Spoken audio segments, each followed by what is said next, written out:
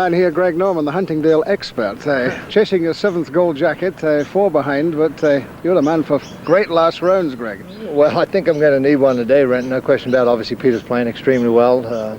I guess 8 straight birdies yesterday, so I've got to play well. He's playing well. I think Terry's playing well. There's quite a few guys. If we get off to a fast start, get into sync with Huntingdale right now. I think the breeze is getting up a little bit. It's not going to be much of a windy day, so the golf course is there. Greens putted beautifully yesterday, so you just got to start your momentum slowly and gradually and keep it going all the way through the day. Would you have liked the wind to be blowing a little stronger to make it a little bit more difficult and give you perhaps a better chance because of your power hitting? Well, yes and no, Renton. I mean, sometimes if you really feel comfortable on the golf course on a certain day, you can go out there and feel like you can shoot 64. And then on a windy day, you know, a 70 is a good score. So it really doesn't matter to me. I've played Huntingdale in so many different various conditions that it really doesn't bother me. And as I say, if you're hitting the ball solid and if you know where it's going and you're shaping it well, you can score well around Huntingdale. You had 65 in the Pro-Am. 65 in this final round could just be good enough to win that 7th title. Oh, I think 65 would be very, very, very good indeed, Renton. You know, I've come close. I've been trying to get number 7 for the last couple of years, and it'll be an interesting day, irrespective of what happens. I've had a lot of fun this week, and you know, I'm here for a purpose today, and want to win for a little special person, and you know, if that happens, it happens. It'll be a great thing for me. We'll wish you all the best. Okay, thanks, Renton. Now Roger Mackay at the first. Par putt.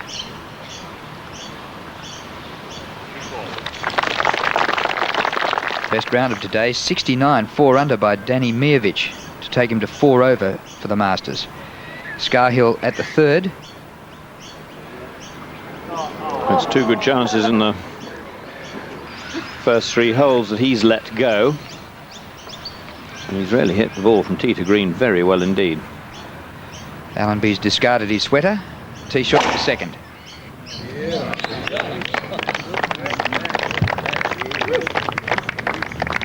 Taking the driver from the tee, deciding not to lay up, so he's going to attack the golf course. This is Stephen Leaney at the first hole. His second shot from the right-hand rough.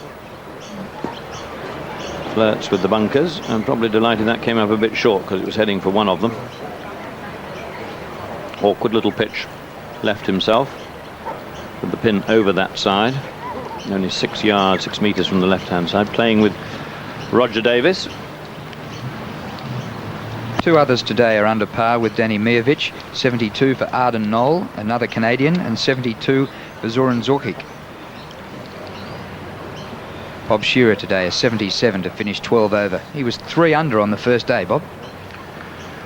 Roger Davis here, 7 iron for his second. Started with a 6 yesterday. It was a good score, his round of 71 after that.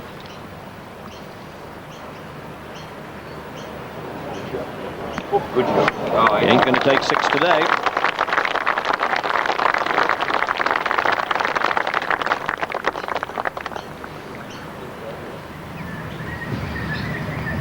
Up ahead at the second. Roger Mackay also disbanding the 1 iron and going with the driver. And that's a good tee shot as well. So both Allenby and Mackay attacking this short par 4 second. Ian Baker-Finch, his tee shot at the 4th. Needs to clear the corner.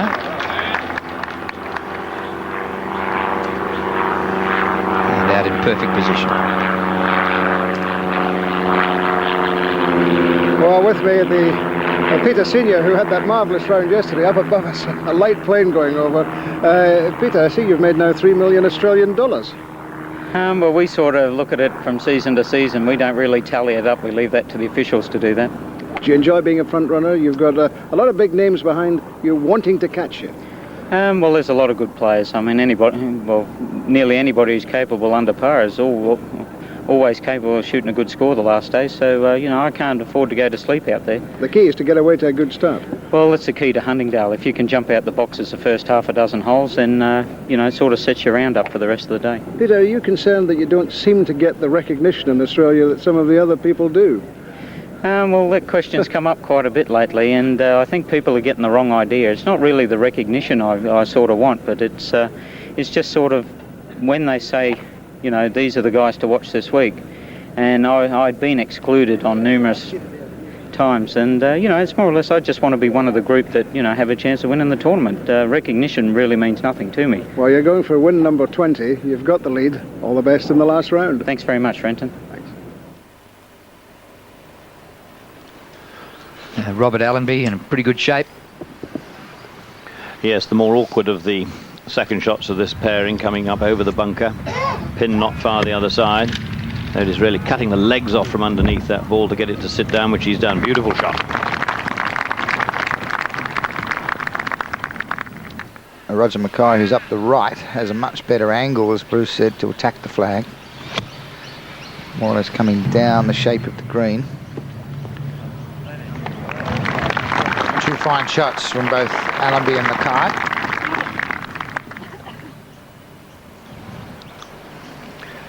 Stephen Leaney, remember, short and left at the first, choosing to putt, which may well be the best choice from there. It's an excellent execution. There's a lot of roughish grass to come over before he found the green and judged the pace of that very well.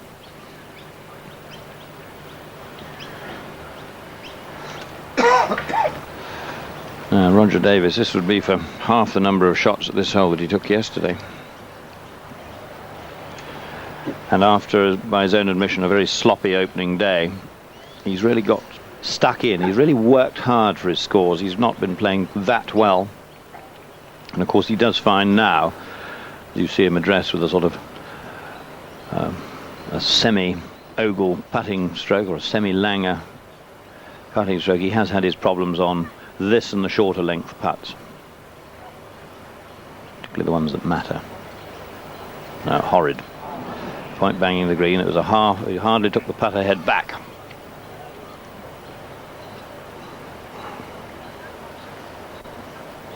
Pity. And now, ladies and gentlemen, the man who finished fourth in last year's Australian Masters with rounds of 70, 72 and 73 to be 4 under par, from Victoria, Bradley Hughes.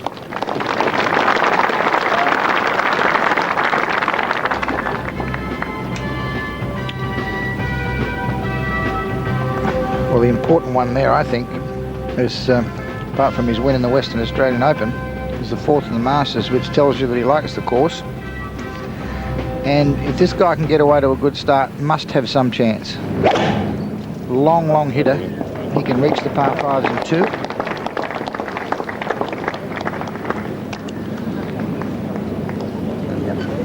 Perfectly positioned.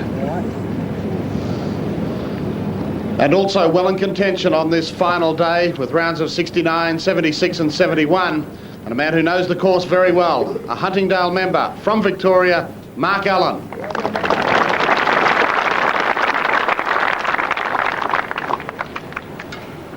I must say, Jack, here's a man who has something about him. I think he could become, if he really learns the art of playing golf, he's got bags of potential. And if he really wants to win, I think he's a man who could do. Played very well with sort of nothing in the bank, so to speak, at the Australian Open at the Lakes. Took like a big prize there and played very well right the way through to the end. He finished his tournament off.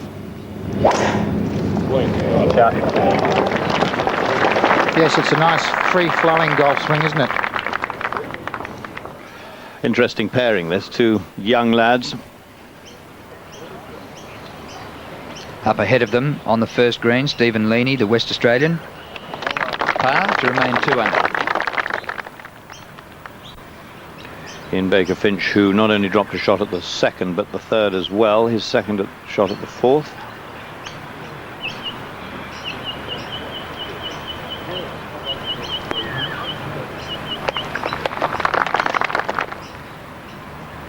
Allenby, remember, short of the pin in 2, so he didn't make it, and had to hold quite a considerable putt for his par there. So a pair of 4s for him to begin with. Crowds milling around as the leaders are about to tee off. Peter Senior leads from Terry Price. Craig Parry, Brad Hughes just on the course, and Greg Norman soon to come. Mark Allen there. Harwood has moved forward today.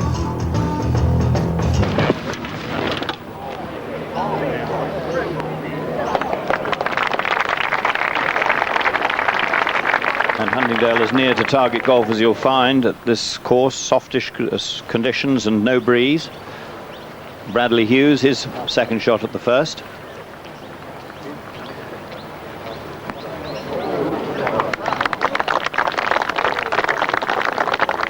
Middle of the road applause. I think it deserves a little bit more of a cheer than that. It's a fine stroke.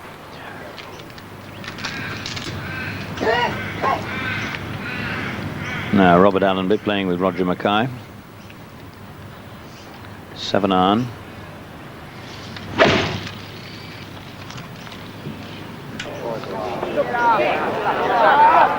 Get up, nope. You can see those at the side, what's going to happen. There's that big step that runs across this green.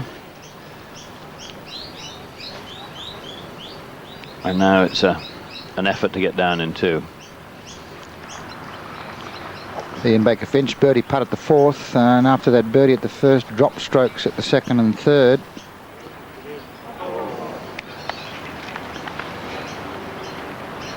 So one would think that with those two bogeys, Baker-Finch needs a minor miracle now.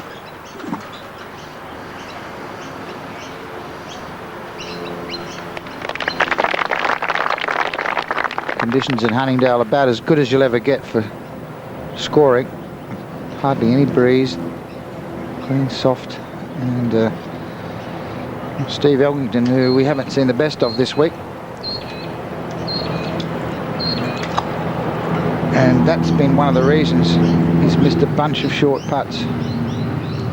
2 under today, or 1 over for the tournament. So it's not been a great Masters for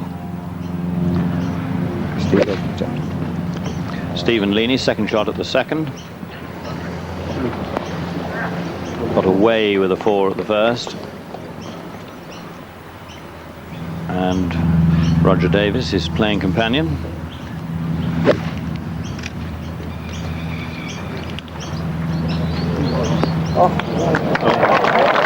That should be within his scope. Great shot. Well, the crowd gathered around the first here, lining the first fairway as Peter Senior has some putts on the putting green before he goes to the first tee. Parry and Norman in the penultimate group, Senior and Price in the final group. Right, long, difficult putt for Allenby. I think by and large he'll have regarded his summer as with great success. 2 victories and a lot of speculation, media attention.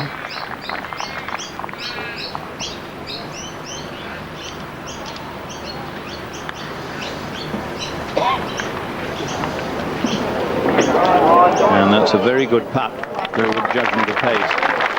No, he's had a lot of pressure on him this year, and I think he's done very well under the circumstances. Now Mark Allen, can he get away to a quick start and put some pressure on Peter Senior? Probably knows the course better than anyone. Been a member here, of course. This for birdie.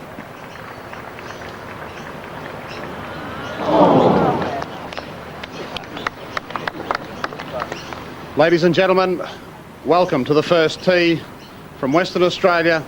The defending Masters champion with rounds of 67, 79 and 69 to start the day at 4 under, Craig Parry.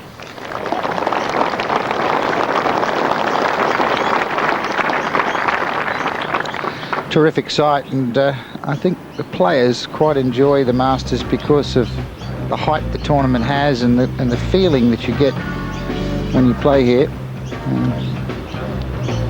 Craig Parry has built up an imposing record in such a short period of time. This is his opening tee shot.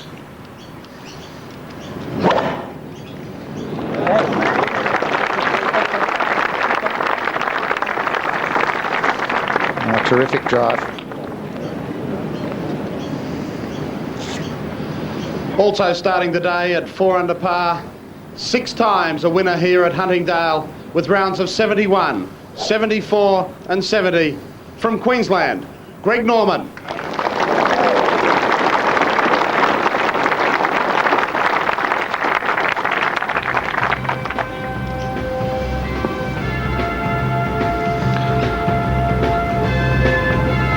6 times the champion, British Open winner in '86, as we look at the Holden statistics on Greg Norman.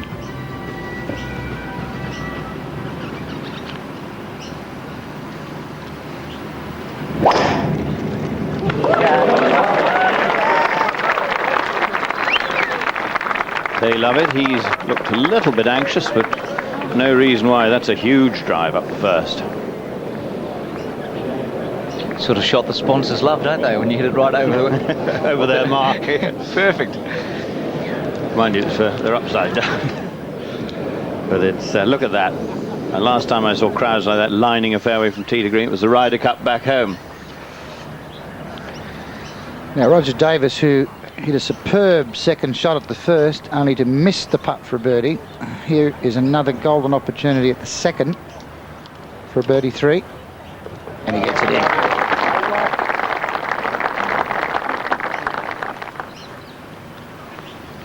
Playing with Roger Davis, Stephen Leaney a few moments ago.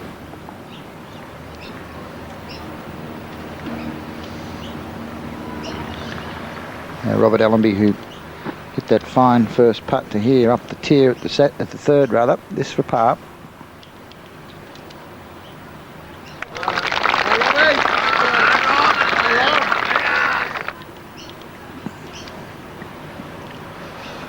Bradley Hughes is for a 3 after that fine second shot. Hughes got it. He's got it. First move of the day by one of those really in contention.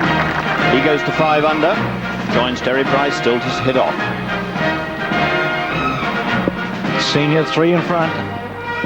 Leaney made it. Ball so far off the tee, and he has a mere 125 to the flag on this 391-metre first hole. Sensational drive for Greg Norman to open up the final round. I'm sure he'll be willing to really able to get a lovely birdie 3 if he possibly can. Beautiful smooth swing, and it's right at the stick, right at it.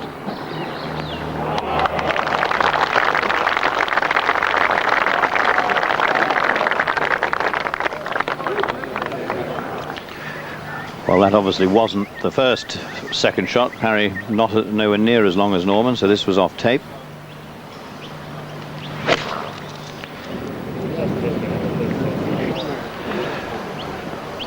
And the 9 the other way up club he took there. It was a 6-iron and not a good shot. Very awkward bunker shot he's got now. Baker-Finch downhill birdie putt at 5.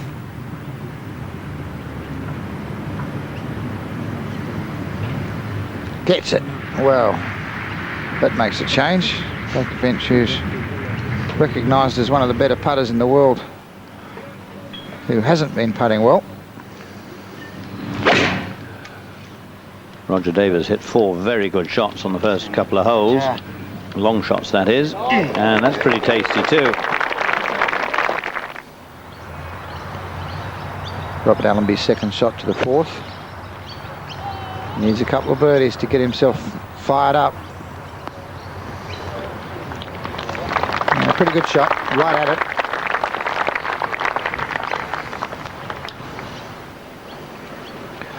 Now, the difficulty of Parry's bunker shot here at the first, you can just see the ball, I think, is that there's a long sort of gentle slope once he gets out of the sand up to the edge of the green. So he's got to fly it pretty well to the edge of the green before he can allow it to touch the green. What a difference the camera angle makes, Bruce. It looked pretty simple shot, didn't it, from the other angle, but now you get a better perspective of the lip of the bunker that he's got to negotiate, and almost the step that Bruce is talking about.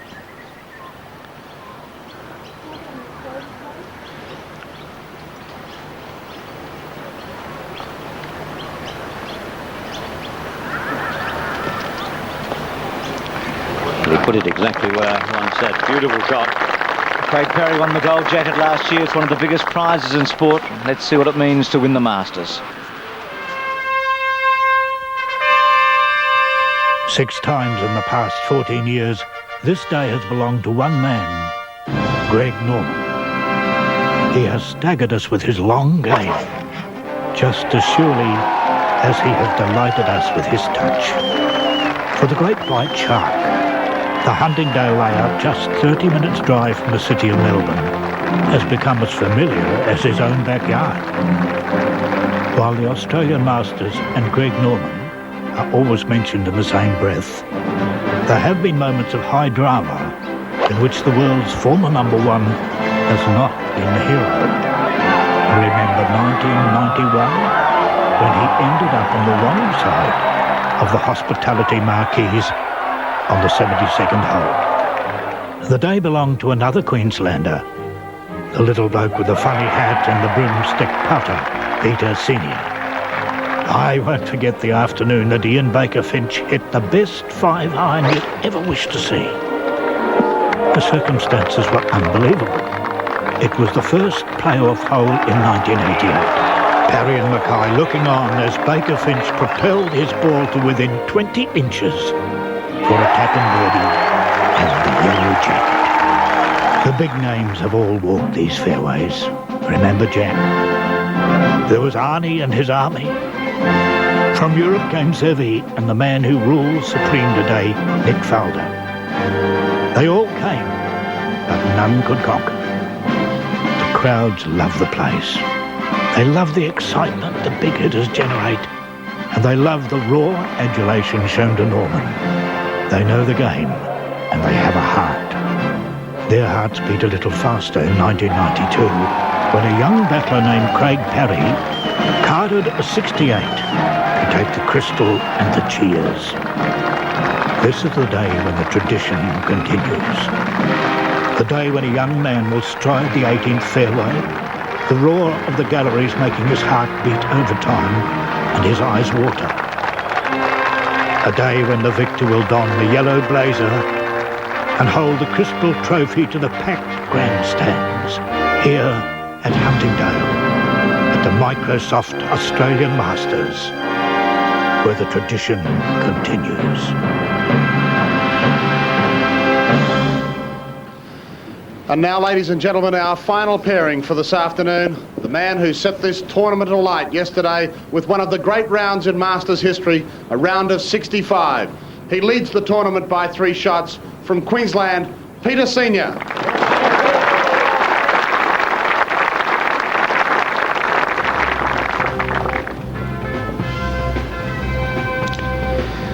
Well, it's an imposing record, and the man who's won more tournaments internationally than anyone in the last 3 years in Australian golf, Peter Senior, can he win his second Masters? Opening tee shot.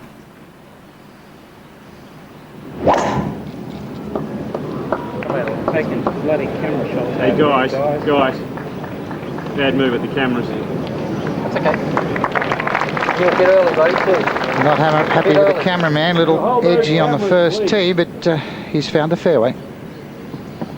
And the final player on the tee for the 1993 Masters, with great rounds of 68, 74 and 72 to be at 5 under the card. From Queensland, please welcome Terry Price.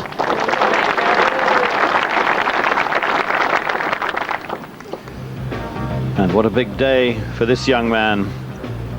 1992 Malaysian Masters winner, but well, nothing as big as this, I suspect, in his life.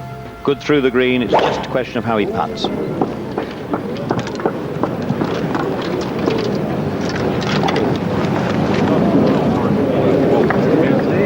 Well, that hit something, and good bounce for Terry Price. Now Brad Hughes has already birdied the first. This for a birdie at the second to get him to 6 under.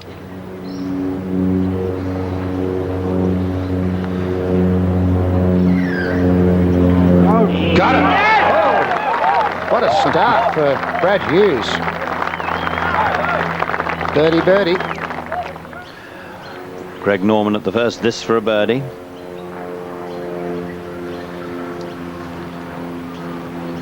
Nope. Trying too hard, ram it home. Robert Allenby at the 4th for a birdie.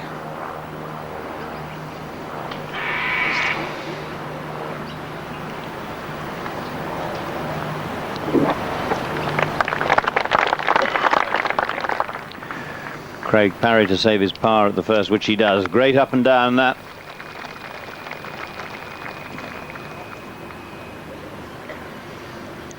Roger Davis at the third, the par 3. Remember, he put his iron shot here. This for 2.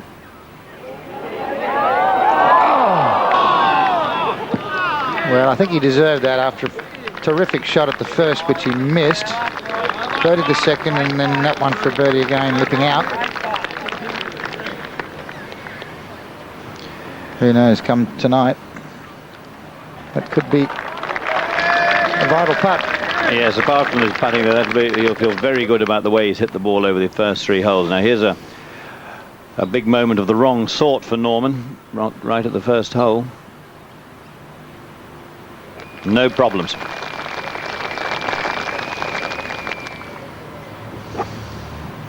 That was a few moments ago. Now we're live. Norman, like we saw Roger Mackay and co early, attacking the second, taking the driver across the corner of the dogleg.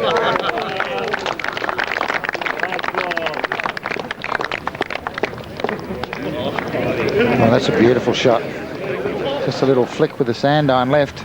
You'd have reached the green if the wind had been behind. This is Parry. The more conservative player. Very interesting contrast in style and the way they plot and plan their way around the course in this penultimate game. And the big move has been Brad Hughes. He's jumped up to 6 under, 2 behind Peter Senior, with birdies at the first 2 holes. Roger Davis has also made a very promising start.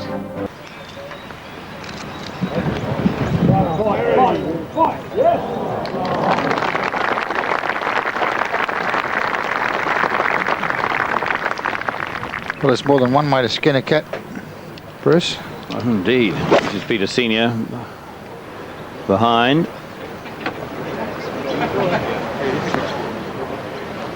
Five iron and a very good one. Putt for 3. Brad Hughes coming off a birdie start. This is his tee shot at third. Right over the top of the flagstick.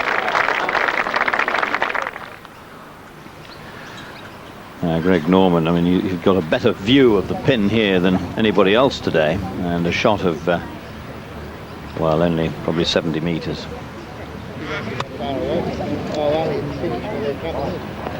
And taking full of... that only needed to be another inch. It was in before it could spin back. Back at the first. Second shot of Terry Price a few moments ago, playing with Peter Senior. Yeah, just off the putting surface, but not too bad. Outside chance at a 3. Mark Allen playing with Brad Hughes. Done nothing wrong, but slipped a couple of shots on his opponent. Some cars. Wants to stay. Yes, that stays on the top layer.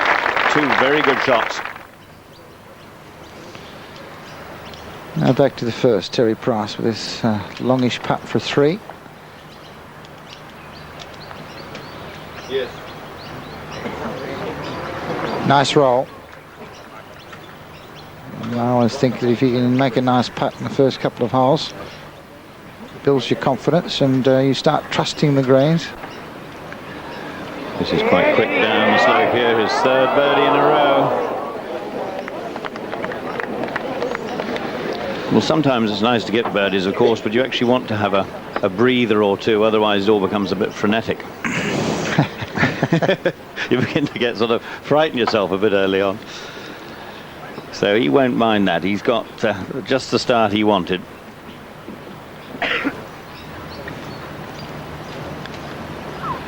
And there's nothing this man would like to do and keep daylight between himself and the rest. Yeah, well, a good start for Peter Senior really would eliminate those people that you know, are any worse than perhaps 3 under. Puts them out of business. Birdie putt at the first, downhill right to left putt.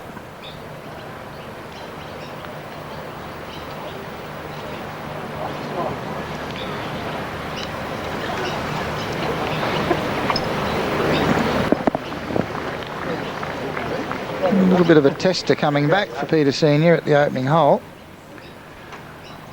Craig Parry, holder of the title, making a good run at defending it.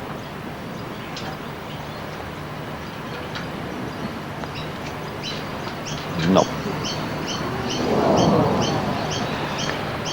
Always left, Bruce, wasn't it? Yeah. Started it left. It was, I don't think a case of misjudging the line. I think he just dragged that a fraction.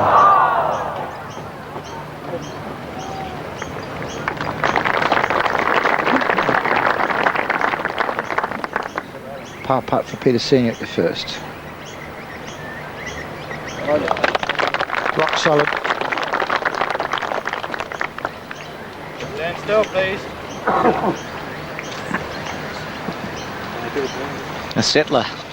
Pretty tight on the first tee today.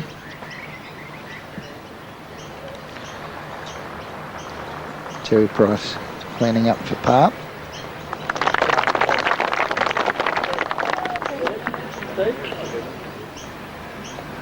Mark Allen for a birdie at the third, coming straight up the hill. That had to be in. That had to be in. Robbed. We was. And he'll stay at 4 under. Interesting that both Brad Hughes and Mark Allen, both former top amateurs from Victoria. 3 under, I have my correction. Now Norman for a birdie at the second, no problem. He goes to 5 under. 3 behind Senior. They don't want to give it to the, what would they call him, little man with a funny hat and the broomstick putter. Birdie putt for Allenby at 5.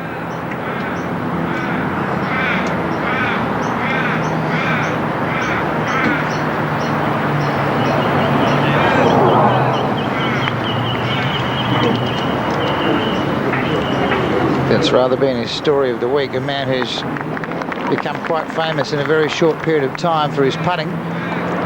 Just doesn't seem to be able to get the putts in this week.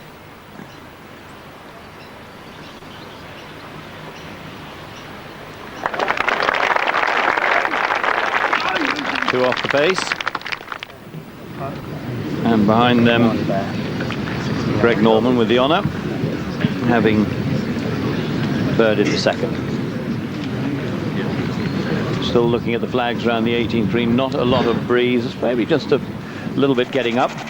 Here is the third, 149 metres, ever so slightly uphill. The big feature, of course, a green well mined with bunkers and sand, but the feature is this step in the middle of the green, right in the heart there, just going past it now. And the pin all this week and always in championships right up the top layer, just 129 metres to the front edge. And the pin today on 28 metres, 6 metres in from the left. So something just approaching 150 metres. Wind helping a fraction.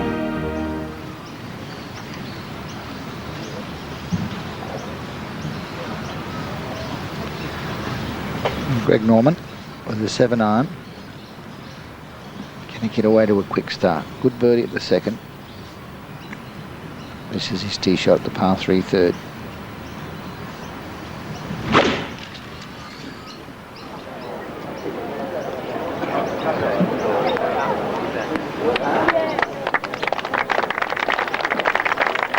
A good shot. He knows the same level. He knows that putt and that chip and the line from that side.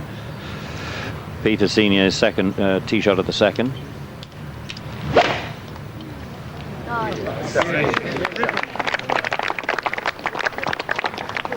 And everybody talks about him being a great front runner. They talk about Faldo being a front runner, but it's always nerve-wracking being in front until you get well into your round.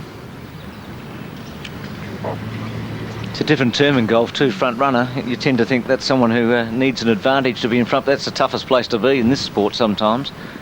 It's actually an attribute, isn't it? You're saying that the man has got the temperament for the big occasion.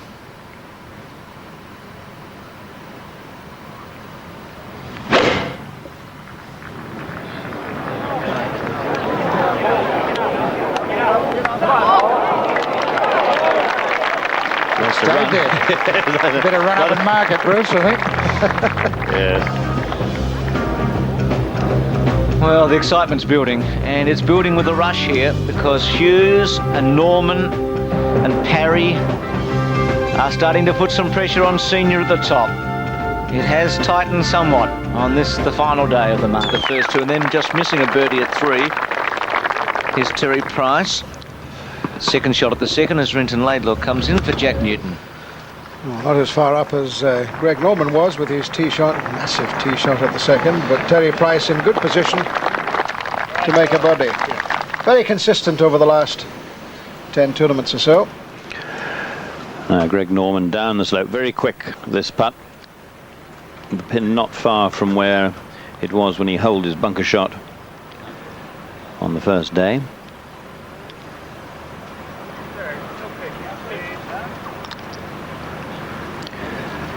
Big galleries, of course, not the easiest course to watch on, tight as it is with trees around every fairway and green.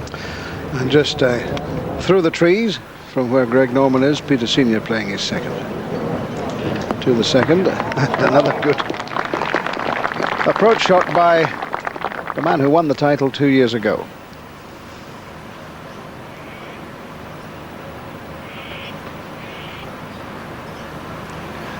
So this would take, were he to get it, Norman to within 2 shots of Senior.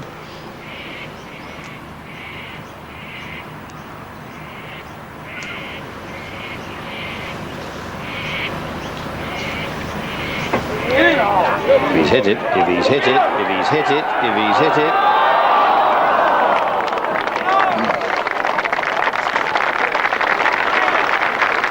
On the other hand, it wasn't one he could charge. Only a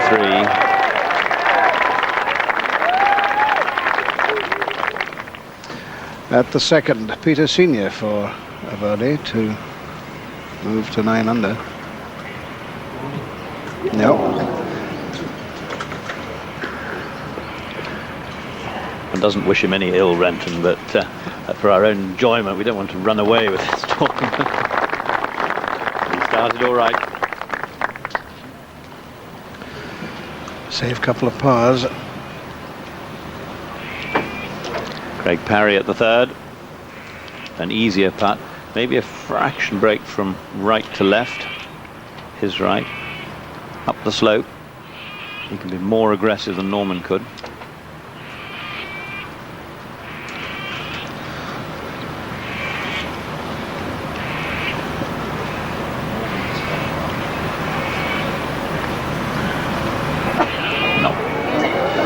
His putt at the second, and there again. It was always left a long way from the hole.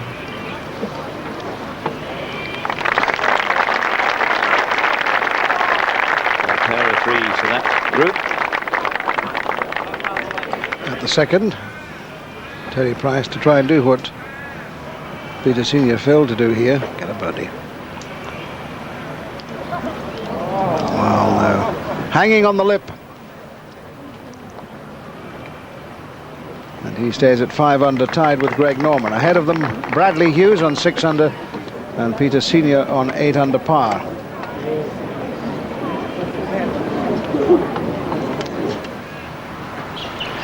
Here is Hughes. This would be for his 3rd birdie of the day, 4th green. Just turned off about 1.5 feet from the hole.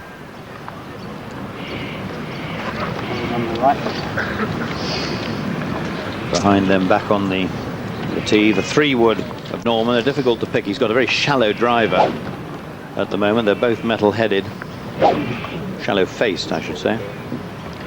But he's teed that down right on the deck. So the 3-wood, and I think with no breeze today, if he took a driver, it would and hit it straight, he'd run into those one of those 3 bunkers that are actually at the top of the fairway through the gap. But even so with this, I think he'll look to move it a little bit from left to right round the corner of the trees.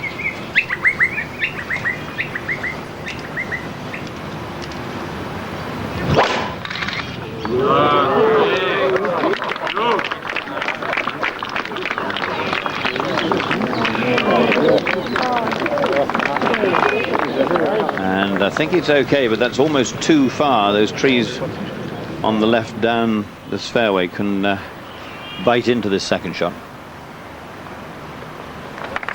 And Hughes gets his par at the fourth and stays 2 shots behind Peter Senior. Now Greg Norman's playing partner today, Craig Parry.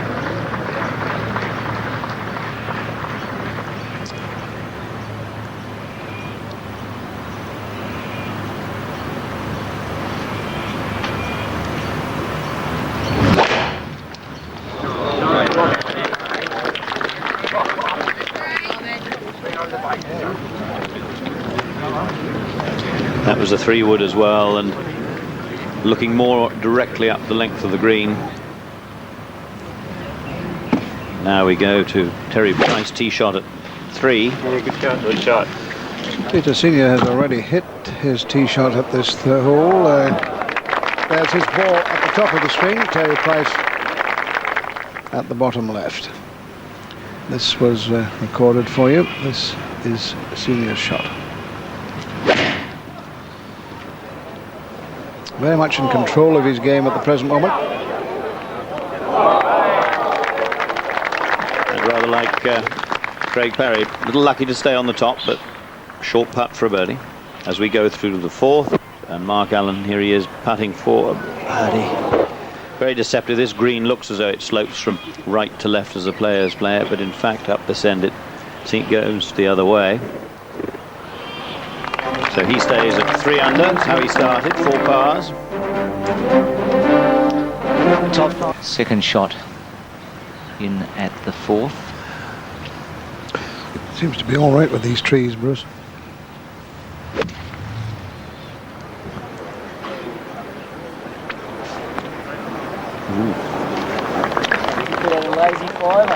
Well, he's not on the green, but he's not far from the pin as we go back to the third. A birdie putt at the third. Terry Price. Like Norman, has he hit it? Has he hit it? No. So a couple of putts there from Terry Price on the second and on the third greens that could easily have been birdies. Off tape, this was Parry from absolute position A at the fourth.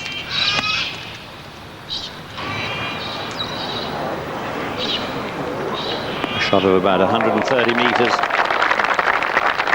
8 iron, bang. Well, Nick Price is going really well. He's 3 under, 5 under for the day. And here at the 15th, where once again there's $100,000 from Microsoft for a hole-in-one. Oh my goodness gracious, wasn't that close? Peter Senior took the 6-figure check on Thursday. Microsoft have put up another $100,000 today. That was the last short hole. Here's the first one, and a fairly straightforward uphill birdie putt for Senior, almost from exactly the spot that Parry had it. That's more on line, and that held out. Bobbled a bit, a yard or two into its run, which is usually a sign that it wasn't that well struck. So 3 pars he opens up with. That'll do, but he'd love to get a birdie or two to get away from his field. At the 5th, Bradley Hughes. Downhill from there.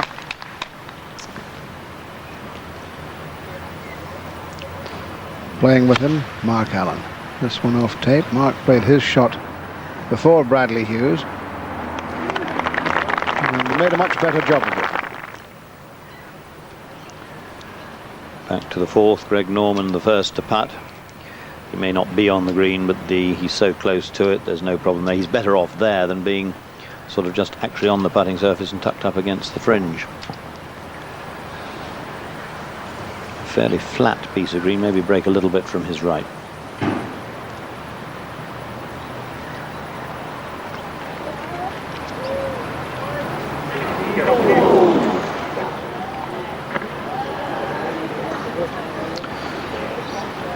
And that awkward length for him now. And back up on the 4th tee, Peter Senior. Remember, Renton, the last time he walked to the 4th tee, something special happened in the next 7 holes. Right there.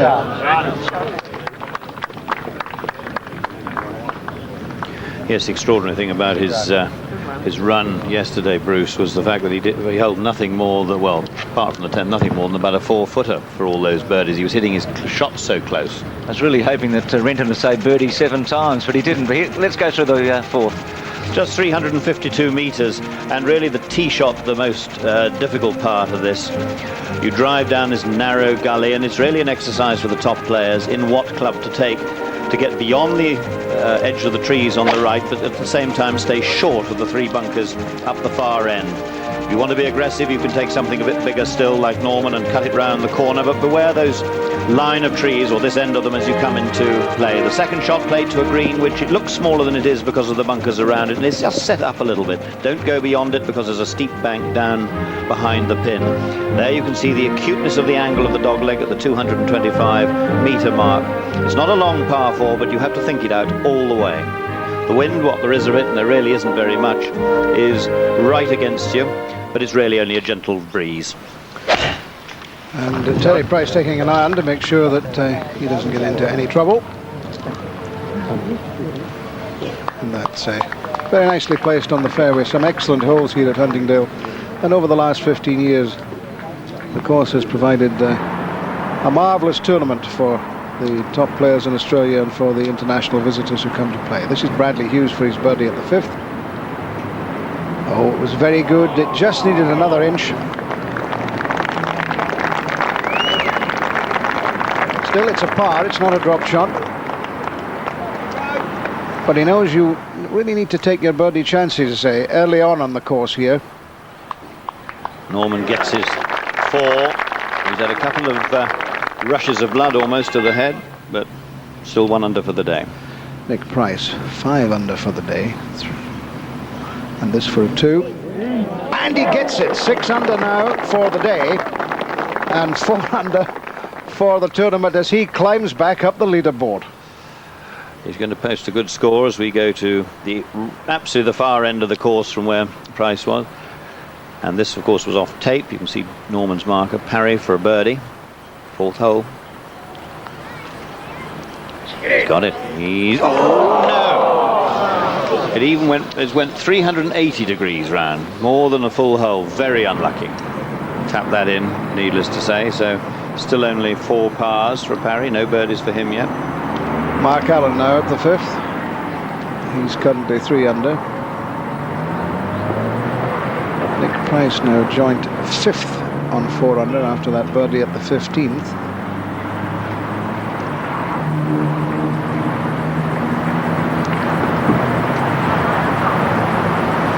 Knows the course well, so knows the line here.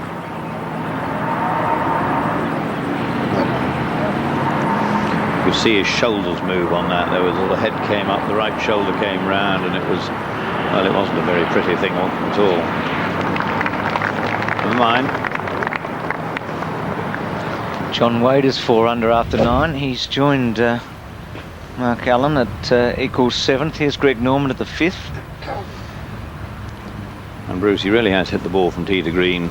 He could, without a great deal of imagination, have had 5 birdies. Hit the ball very well. Just an iron up this short par 4 of 300 metres.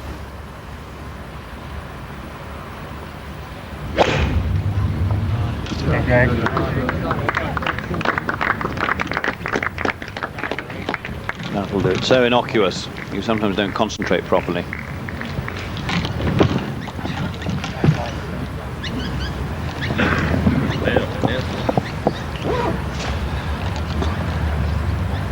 Giving him 5 birdies in the first 4 holes will be a bit dramatic. The 5th hole, par 4, 300 metres, and a shortish par 4. One year they even had a prize for a hole-in-one here when they put the tee forward, but that doesn't happen now. You go up the hill and turn the corner at about there. Trees on both sides, of course. And this week we've seen top players in trouble at this hole. The green rather unusually slopes from front to back. And on the tee, Craig Parry.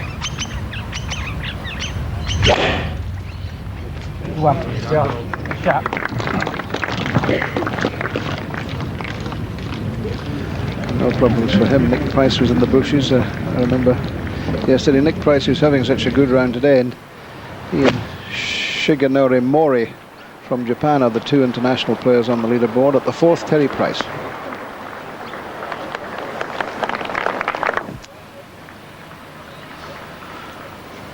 Wayne Grady at the short 15th, playing in the group behind Nick Price. Hello, hello, hello, hello. Oh, beautiful shot. Didn't need much more.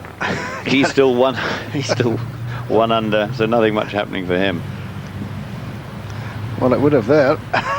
Gary Jackson probably jumped up from his seat in the Microsoft hospitality box. Sitting alongside his insurers, carrying the can for these extravaganzas. That's Mark Allen at the 6. This is the first of the par 5s. Difficult driving hole. Again, if you hit it straight up the middle, it can run out the far side, but I think the condition's soft enough. That's position A.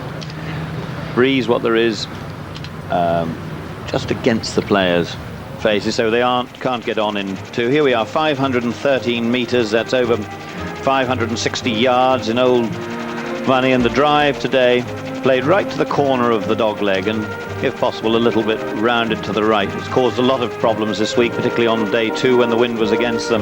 From there you take an iron probably to the bottom of the hill, which is just coming up now. Unless you can get up in 2, no prizes for taking a wood and going for anything, because it gets very narrow up near the green. The third shot played with a wedge from about 80 or 100 meters uphill quite steeply to this very big target. And really the exercise with the third shot is to get a club and judge the distance right. Always difficult when you can't see the bottom of the pin. Well, at the 6th, as we go back to the 4th, where Terry Price is about to putt for his birdie 3. It's tremendous that there are so many Australians challenging for the title, so many young Australians coming forward, but one always thinks that this event deserves a strong international field to maintain its position in the world calendar. Yes, very much so, to have 3 or 4 big names by which to judge how well the others are doing. Price then. And this to join Bradley Hughes on 6 under.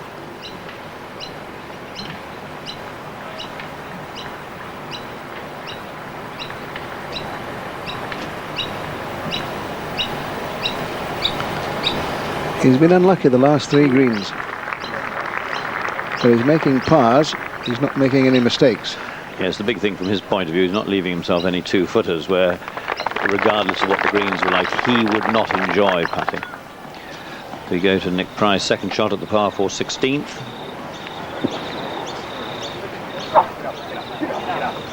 Into the breeze and a good chance of another birdie. It's made them at 2, 10, 14 and 15, and an eagle at 7 today to be 6 under. Here's Craig Parry.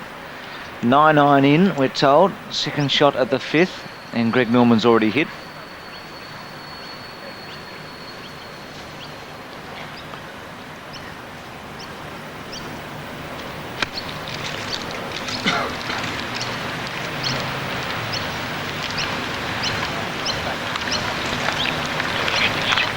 And from that range, a little bit clumsy to get the distance wrong. You saw Greg Norman's ball. Here it is off tape.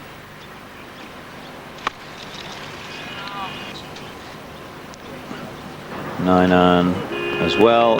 Distance perfect, and left himself the uphill putt. After that fine tee shot at the 6th, Mark Allen with his second. At the long 6th that Bruce was describing to you just a little while ago, running into the rough makes the third shot a little bit more difficult to control, but not in the trees. Peter Senior at the 4th, birdie chance. Oh, he's got this one. He's got this one. He starts 9 under. Once again, his lead is 3. He's not letting them near him. Not yet, anyway. Likes that 4th hole, doesn't he? It was the beginning of that famous stretch yesterday. Well, if he repeats that today, it's all over. But Hughes and Price and Norman and Parry and the other Price are the first 5. Third shot at the par 5, 6th hole. From the light rough, but it's so light it's no problem. He should be able to get some action on the ball, and he'll want it to come back from there, which it didn't. He's now got a tricky one down the slope. And he has his own gallery of Huntingdale members. Now, this is Nick Price for yet another birdie. He's 6 under on the round today. Oh, he's got that one too. 7 under par on the day. Well, just shows you what can be done. He was trying to sell Bruce Critchley and I a private plane last night. Davis Cup by NEC, Australia versus the United States. And if you haven't heard so far today, Mark Woodford has won again in America and he's into the final of the big Philadelphia tournament. He plays either Sampras or Lendl. That's March 26, 27, 28. Best tickets. Now here's Parry for birdie at the 5th hole.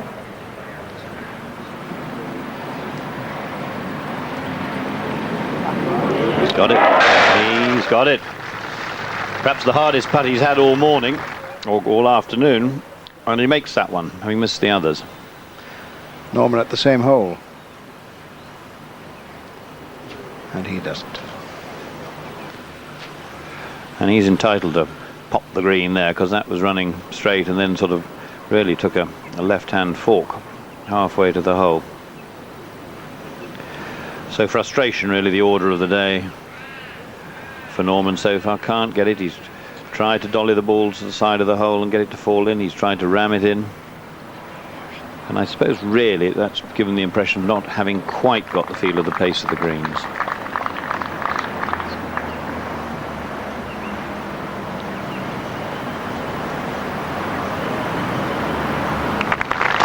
That's his vibe, and I think his chance to title must come over the next couple of holes, the 2 par 5s.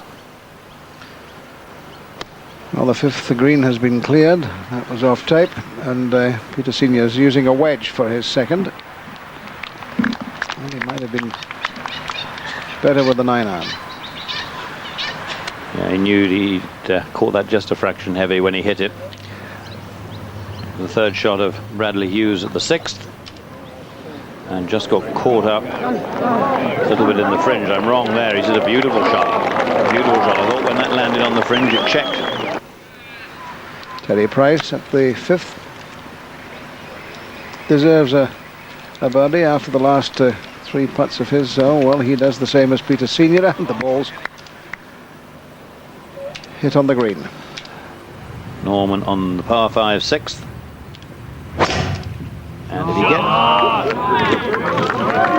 They know it's good, and if he's got a good one away, which he clearly has, expect him to have a go for the green. Well, that's a long, long drive there, well followed by our cameraman up on the cherry picker. And Greg Norman, perhaps an eagle coming up for him. Yes, he's about 260 metres from the green, 250 metres. It's a big shot with the hill to climb at the very end as we go up to the green.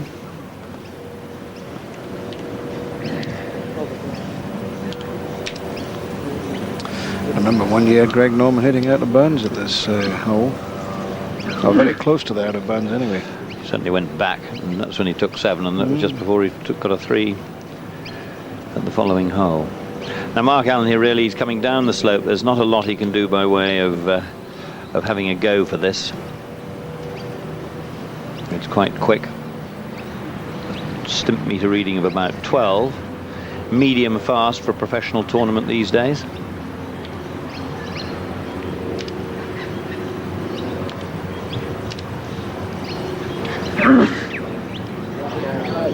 Oh, perfect for weight, Bruce. Didn't quite get the line right. But the professionals always enjoying quicker rather than slower greens. Allows them to feel the putts better.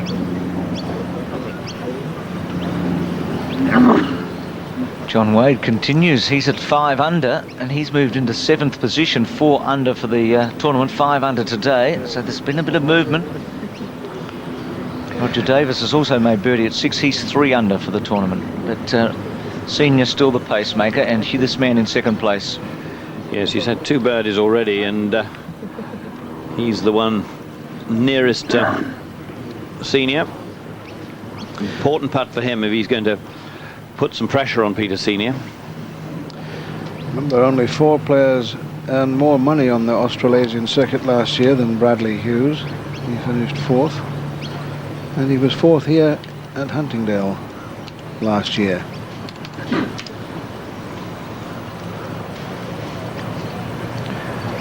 Now he'll have seen his ball run past the hole as it came up the green, his little chips. It'll give him some idea of the line, help him at least with line selection, but there's not a lot of movement. It's pretty straight putt.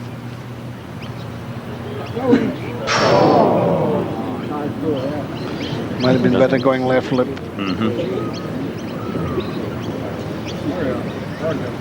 It's much easier to putt from up here. Oh, absolutely. We've never misstruck one yet, Renton. But that is more important, I think, in the life of Peter Senior, that putt, than perhaps Bradley Hughes. Keeps the cushion at 3.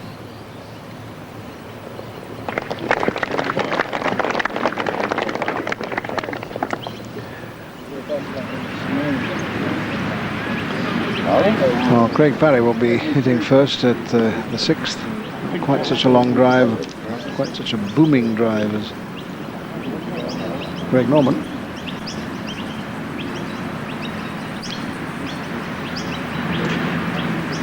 Just playing for position.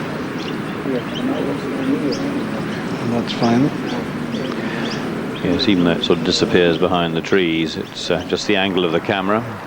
Now the first to putt at the 5th is Terry Price, and Peter Senior will be able to learn from watching this putt because he's just a foot or 2 in front of it.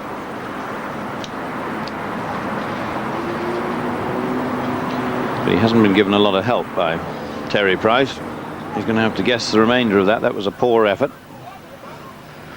Mark Allen gets his par at the 6th, and he remains 6 shots behind.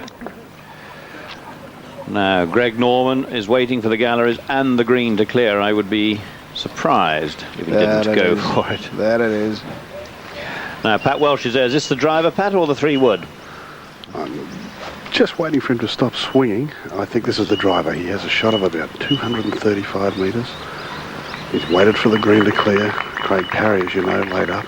So Greg's going to have a go, and I think if he's going to make something happen in this round, this shot has to be it.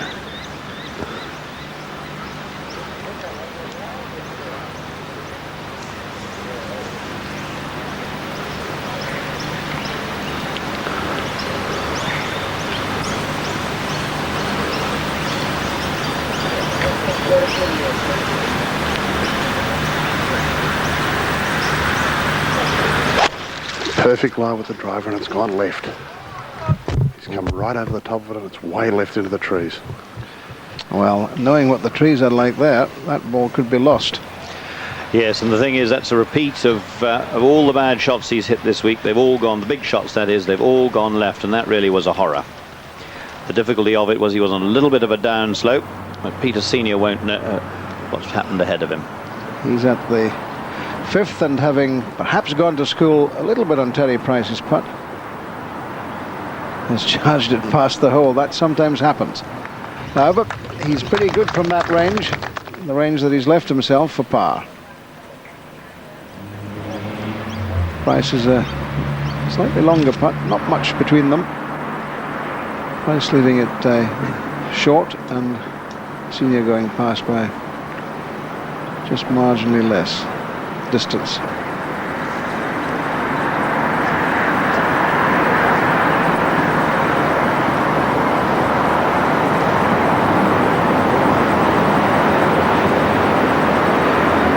Well held.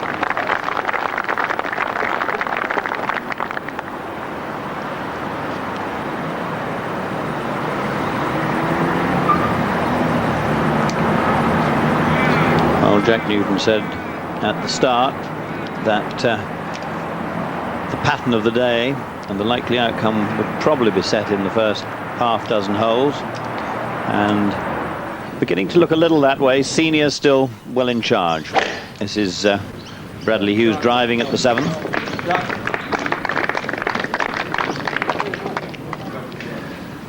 And a good one it is. It's back on the 5th, Peter Senior. Dropped only one shot in his round yesterday at the short 15th. Hasn't dropped a shot today so far.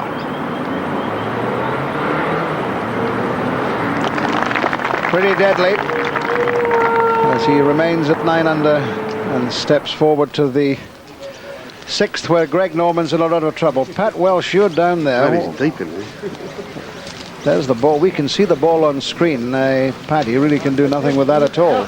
Well, Renton, he's a mile in there, probably 20 or 30 metres inside the trees. As I said, it's gone over the top of the crowd. Often we see with such huge galleries out here today, the crowd stopping it, but it went over the top of the crowd. That's how far left it was, and it speared into these trees, and really he's in a lot of trouble in here. Pat, has he actually got a swing at the ball, or is he going to have to pick and drop, do you think? I would say at this stage that he's probably going to have to pick and drop. I think I'm heading in there now. But there's a lot of people around here, as you can imagine, and it doesn't look good, Bruce. Right, well, let's have another look at this this second shot. As I say, it's his problem he's been having. Maybe, well, undoubtedly would have got a little quick. You don't hit a shot like that unless you're going for everything and perhaps just overdoing it. Coming over the top of the ball, he tends to hit them straight left rather than hit them as a hook, which means that the right shoulder comes into it early. Mark Allen's tee shot at the 7th, and the 7th, of course, running parallel in the opposite direction to the 6th. And he and his supporters here, he's a Huntingdale member, is happy with that tee shot, as his playing partner Bradley Hughes was with his one. So dramas ahead, but Peter Senior won't be aware what they are. His drive at the 6th. That's up the left-hand side a touch, methinks. Ooh. And I think that's pretty lucky. He's not in trouble, he's got a swing, and I think he can nudge it down the fairway, certainly within range of the green in 3. Leading by 3 shots, Greg Norman in trouble on the 7th. Number of players at 5 under. John Wade has been one of the big movers today. He's 5 under for the day. Dramatic moment as we return to Huntingdale. Greg Norman's caddy has the ball in his hand. He's given it back to Greg, so he's going to have to take a drop. Remember, he went for it all here. Yes, and I think the thing here, he's going back to the 7th fairway. As camera pans up, he's got to clear all of that. The green directly, well, you see the tower crane to the right there, it's over there. And here's a view from the other end. We were looking through the one at the top of the white cherry picker, so we'll see as much of this shot or more of it than anybody down there. But he'll go as far back as he possibly, or as far back as he has to, in order to get it up and over and onto the green. Pat. Yes, well, Bruce, as you can see, he's deep in thought at the moment. That's exactly what he's done. He's taken it on the line between the ball and the flag and taken it back up the 7th fairway. That's how deep he was into the bush. As I said, probably 40 metres width of bush here, and he was probably 30 metres into it. One of the options was to bunt it back out here, but I think he's, and then try and get it back up over the trees. But I think this is the right option. Take the penalty. And he's taken it back about 60 or 70 metres and still trying to determine his line to the green now, where he'll be playing 4. Well, also on the 7th fairway, Mark Allen, but he's playing his 3rd to the 7th green. And Bradley Hughes is also on the 7th, but he's in the bunker. This is his 3rd. Well, the pin's well back. And that ball right in the front. And Tony Navarro. No, it's the official. Well, I tell you what, I'm almost in line with where my ball is, getting close to it about here. 30 metres from that line. How far we got, Tony? 160 yards. From right here? Yeah.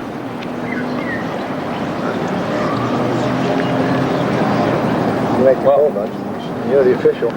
Trying to get it lined up here so I can get going. And a slight disagreement there between Norman and the official as to where the direct line is between where his ball was and the pin.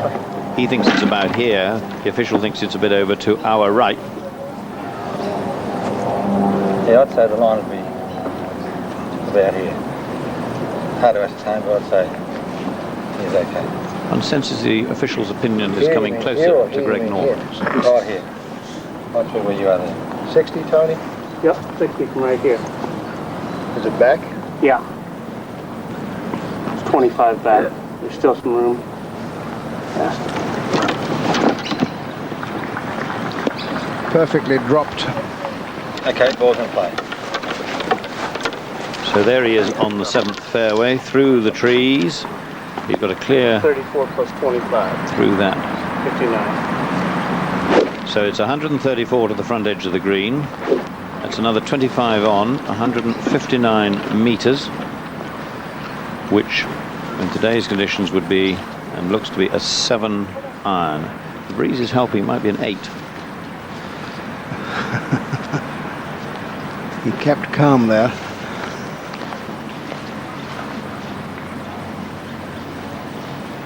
It looks like an 8, but it's a long way for a club like that going uphill. And this is 4th.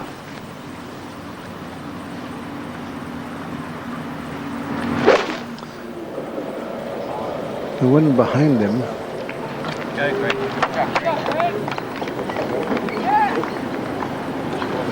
What is that? It looked as though it was flying towards the green. It may.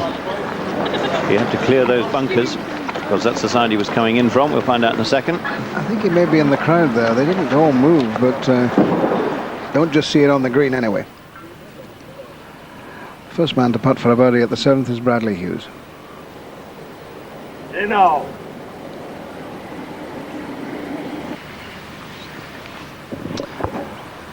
And off tape as well, Mark Allen.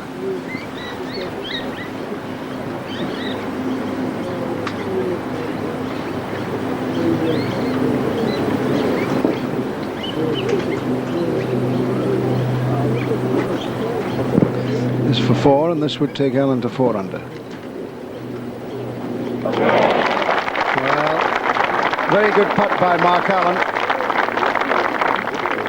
Going to pick up a big check today. Nick Price dropped a shot at 17.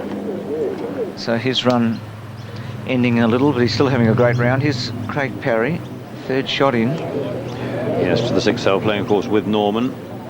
Safely up the green, left himself an uphill putt, but that shorter shot won't give him a lot of pleasure. Well, Greg Norman with his problems still. Brad Hughes 3 behind Peter Senior. Nick Price 6 under for the day. John Wade's dropped another one, and Ian Baker-Finch 5 birdies in the first 9.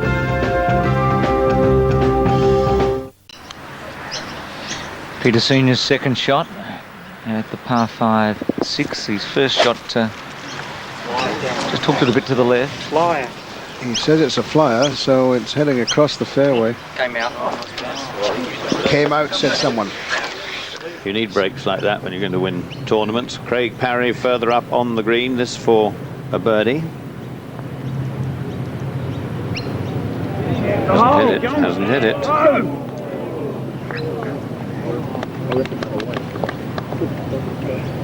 So that'll be a 5. He'll stay at 5 under.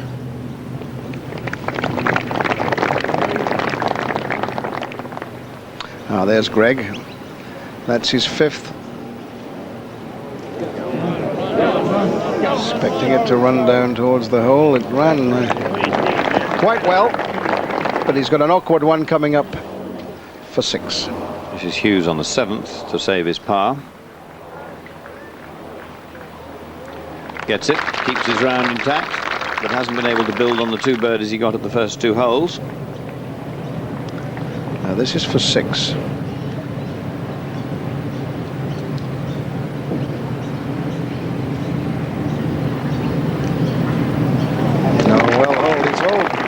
Of that length in this round today. But it's this 6th hole that over the years has drawn blood. The 7th may have been very good to him, but he's had some wicked second shots here into the trees time and again. Here is the 7th, 469 metres, the shortest of the par 5s here, and no little breeze. The idea really is to get the ball on the fairway, and no great difficulty in doing that.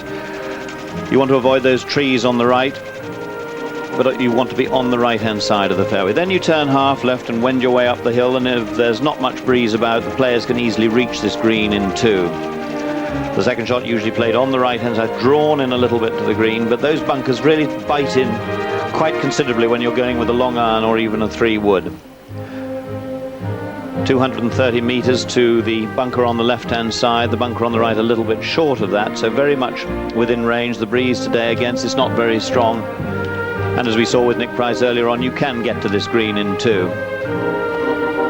But the secret really is finding the fairway off the tees, and time and again the players this week have failed to do that even when downwind.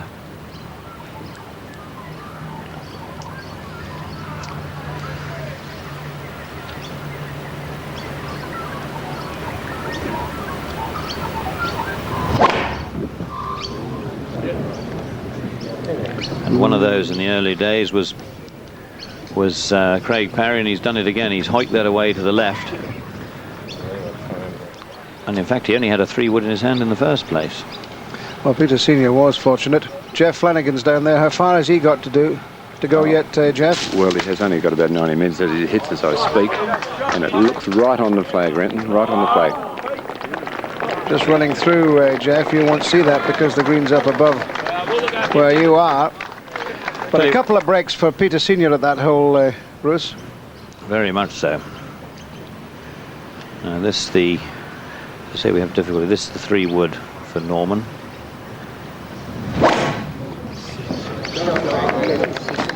Keeping the driver in the bag after its indiscretion at the last. And that's too far up the left. He's on the fairway, but he might have a difficult stance. He might be as close to that bunker that he can't see it, and he will have to bend it quite considerably to be able to find the green in 2. Mark Allen at the 8th. Not happy with that second shot. Well, it's spinning back. I don't know why. I think maybe he was just looking at the ball in the air and wondering what was going to happen to it, but chance of a birdie for him. 6th hole, and it's Terry Price with his 3rd. Playing the hole much more traditionally. Bradley Hughes, second shot at the 8th. And maintaining his rhythm very well. He's looking as though that might be a bit right. It is, but it's okay. He's got a lovely smooth swing. So many big men are able to do that. They don't have to put any power into it themselves. They just do it by their own natural body weight and size.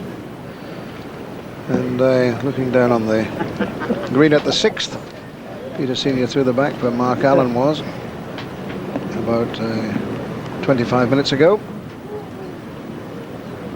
But he's there in 3. There's the ball, as you can see, just bottom right hand corner, and he'll use the broomstick from there, just a foot or so of light rough to go over for the apron of the green.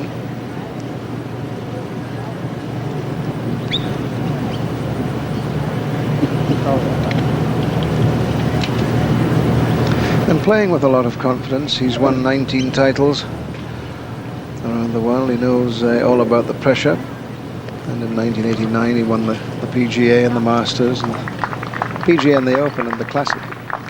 Yes, and he did a lot of front running in those events, Renton, and I say the important thing is that nobody's come at him. He hasn't made any mistakes.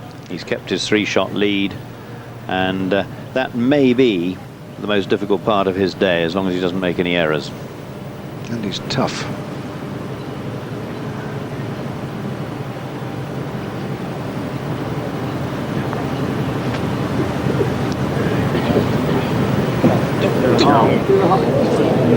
Very beautiful. From where he was. Nick Price, second shot of the 18th. A little blemish at the last. He's 6 under for the day, 4 under for the tournament, and a very good round. 2 putts for a 67. Got chipping out on the fairway here. Craig Parry we saw going left off the tee at the 7th. Just listen to what he's saying down there.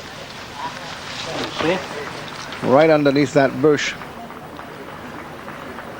Peter Senior gets his par. He was held up on the last hole by Greg Norman. He could be held up by Craig Parry this time. What's happening down there, Pat Welsh? Okay, I was just having a chat with Greg.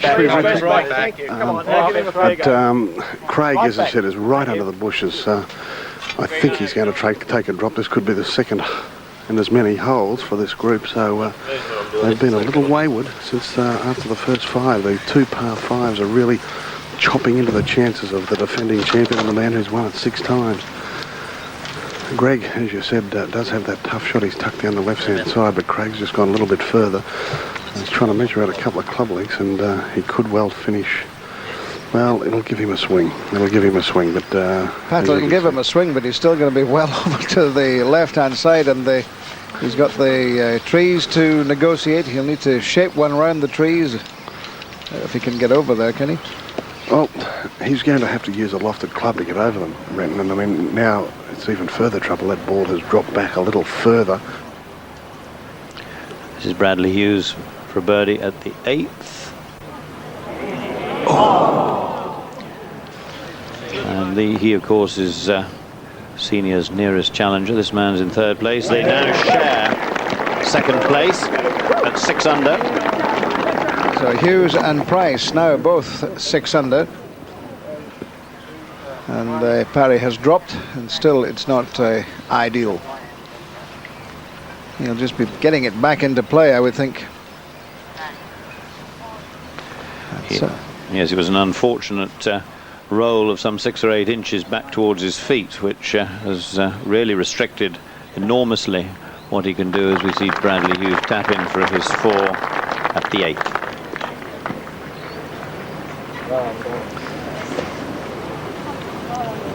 So 2 players now. Terry Price playing with Peter Senior at 6 under. Senior himself 3 ahead of that. Craig Parry the only one at 5 under, but that almost bound to deteriorate. Well, Price for a birdie at the 18th. He's currently 6 under for the day. Oh, well, it hit the hole.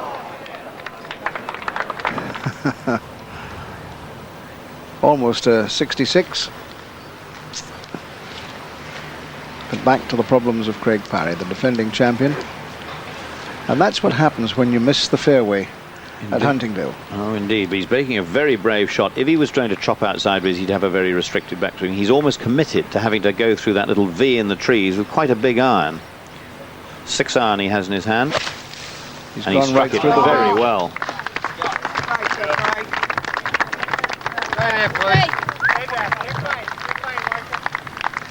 You spotted that V, Bruce, and so did he.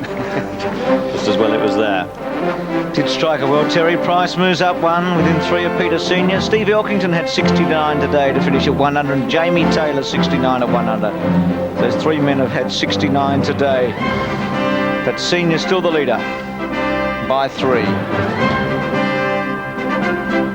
1993 Australian Masters is proudly brought to you by the new 1993 Holden Commodore Series 2.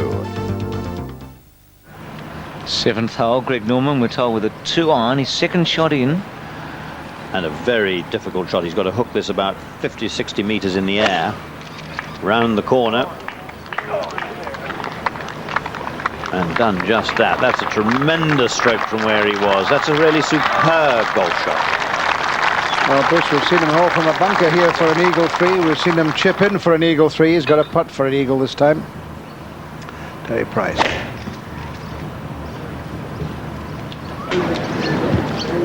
And a little bit more discretion off this 7th tee than we saw earlier in the week. 1 irons and 3 woods, and that's position A. Long 2nd shot. I suspect he might need a wood to get up, but he's a long hitter. Nick Price to finish with a par, and he does. So 6 under today, a round of 67, and Nick Price pulling himself up to 4 under par. Peter Senior, 7th tee, driver for him. He's happy with it. Yeah, when they go down for the tee that quickly, everything's okay, and I think now moving very smoothly through his day. So having escaped with a bit of luck at the previous 2 holes. Well, Peter Senior will be perhaps not able to see what's going on up at the 7th green, but he'll certainly hear the cheer if this putt goes in for an eagle 3. Yeah, it's always a mistake to write Norman off before he's finished this hole. If the 6th has been an unhappy one at times for him, the 7th has been a very fortunate one.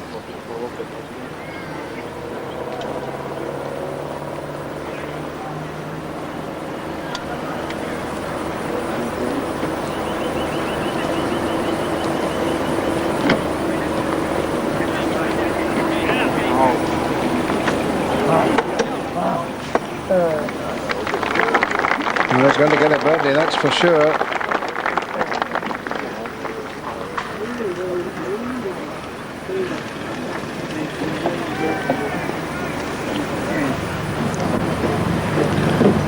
Mark Allen at the 9, second shot.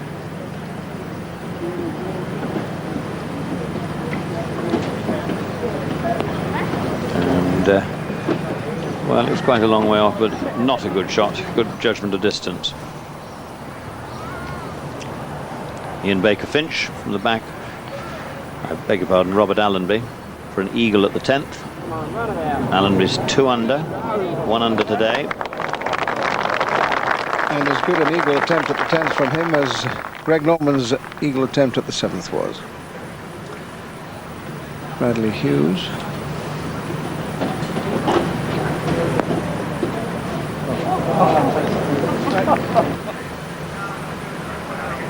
Almost hole from just short of the green at the 9th yesterday for 3. As Greg Norman makes his birdie at the 7th and moves to 5 under. Craig Parry for a 6, which he gets. Penalty shot, cut short in 3, 4, 5. 1 under today. That was a very good pitch up from the front of the green to there, and escaped with his 5.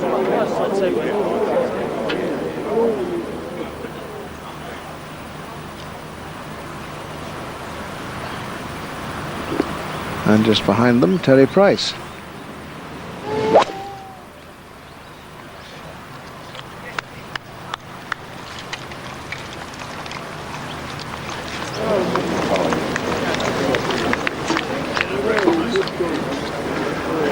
And so iron off the tee and unable to get up in 2, and maybe it's sensible to look for a 4 through a chip and a putt. Earlier this week, we saw him in trouble in the trees. Don't think we will today, though.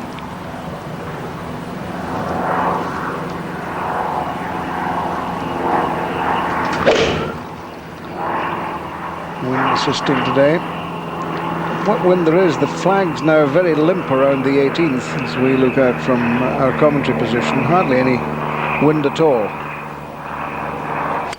Peter Senior second at the 7th. He should be able to get up. Ooh. Landed it pin high. No real trouble for a golfer of his caliber there. But the pin well over the other side of the green. And at the 8th, Craig Parry. Attaboy. Good boy. Came from 5 behind last year to win. And somewhere in the crowd, but he'll be all right. Playing Grady for birdie on 18. He's 4 under today and finishes with a flurry. It's a very good round. It's 68. Mark Allen putting from off the edge of the green at the 9th. Uphill this putt. And that'll be a good outward 9, 1 under par today, 36. 4 under. He has a mean look at times when the putts don't drop. I think there's quite a character there. The game can always do with them. And that's a par for Mark Allen, and Bradley Hughes, with whom he's playing, will now have the chance to make a birdie. He's 6 under, tied with Terry Price Hughes. Both of them 3 behind Peter Senior. And I think it's one of those, Hughes or Price, possibly Norman, who've got to do something, because I don't think at this stage Senior's going to come back to them. As I say, he's playing quite comfortably. They've got to start holding a couple of putts, get within a shot to put him under some sort of pressure. Otherwise, he might very well cruise to this title. He doesn't look as though he's going to, Senior that is, birdie 6 or 7, which is a relief for the rest of the field, although he could easily get down in 2 from the bunker at 7. But these sort of putts, 1 or 2 of these have got to start to drop for those closest to him.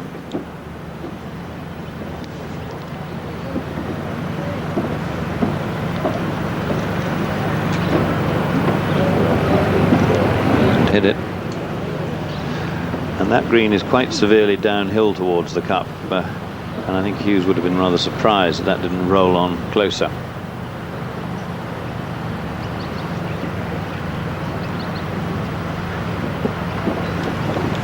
Good crowds as always at Huntingdale. Of course, you can't have enormous crowds around here because of the tight narrow fairways.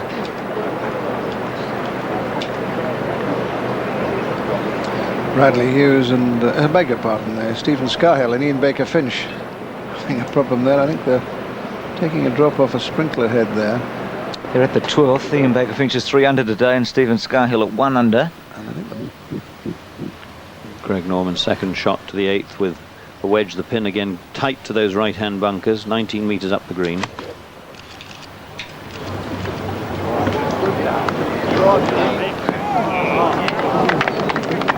A good shot, but it's that sort of length of putt at which he's had 3 or 4 and really made none of them.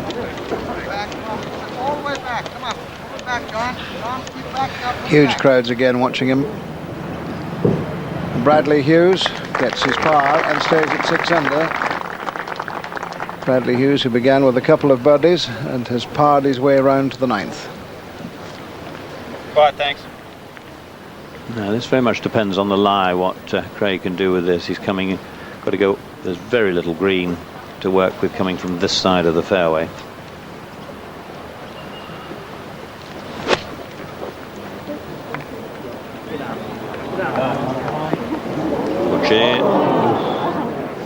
Nearly very good, but just a fraction too far right with the club he had in his hand. And now another of those awkward, very deep bunkers, these on this particular hole. You see him, he barely, his head, top of his head will barely be level with the top of the bunker. Terry Price with his 3rd shot at the 7th, hoping to get this close enough to get a birdie.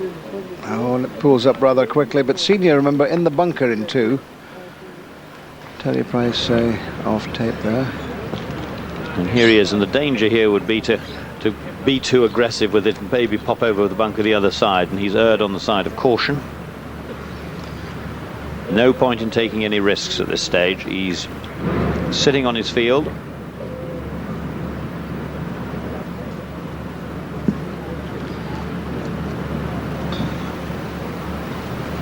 This is Mark Allen at the 10th. Par 5, the end really of the easy part of this course, all the bits of it that you can be looking to pick up birdies.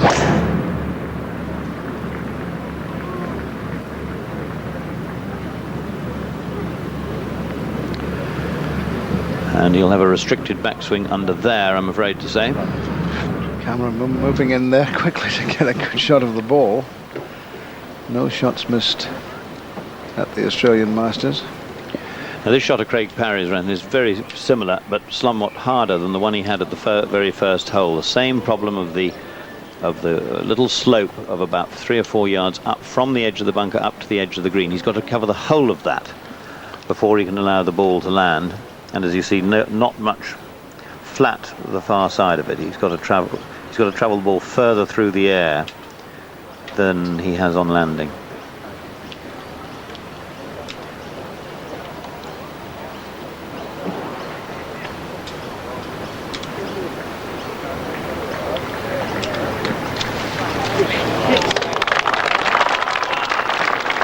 pretty good. He had to hit it hard enough to get it both up and far enough forward,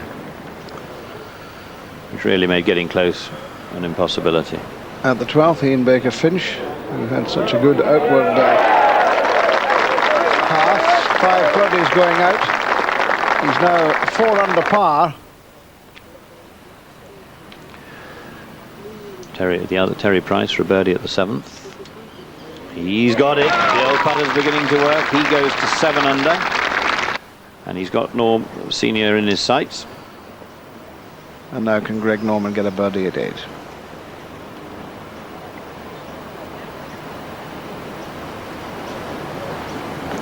Coming round right to left. Oh, not quite enough. Just bobbled that little bit at the beginning of the run that took the speed off of it. Quite a swing. And another birdie chance. He's gone. Coming in from much the same line, Peter Senior at the 7th.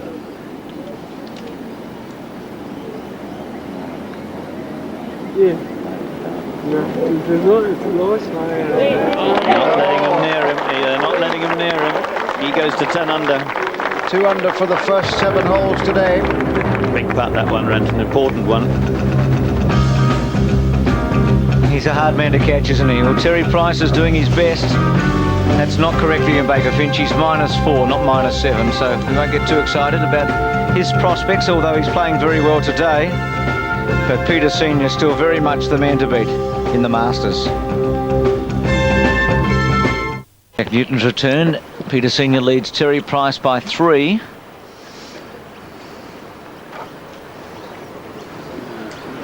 Now Parry. Yeah, Craig Parry for his par there, dropping a shot after having been bunkered in 2. Back to 5 under. Peter Senior now with a 1 iron from the 8th. Just looking for position, not needing any length from the tee. Position the key and finding the right edge of the fairway. And it's been a rock solid start from Peter Senior.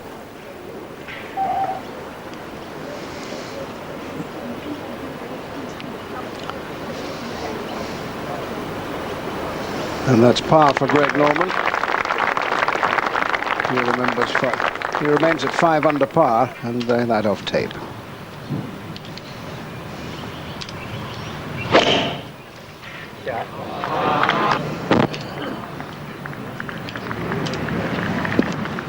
And once again, just taking an iron from the tee for position. With the driver, it gets very narrow up at about the 225 metre mark. Second shot at the 10th for Bradley Hughes. What wind there is into his face, but it's not much today. And he's on the green and set up an eagle chance for himself. Remember, he's 4 shots behind.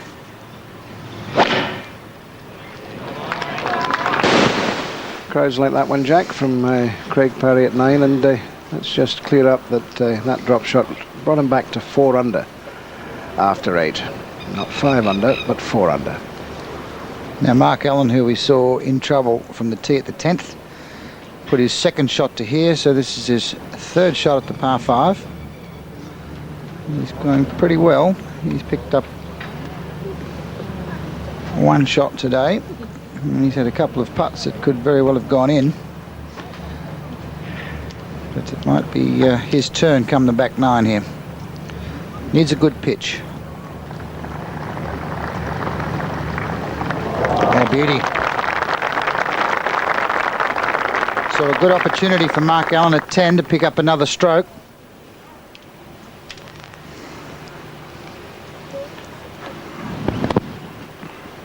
Tony Navarro is caddy, giving him the exact yardage.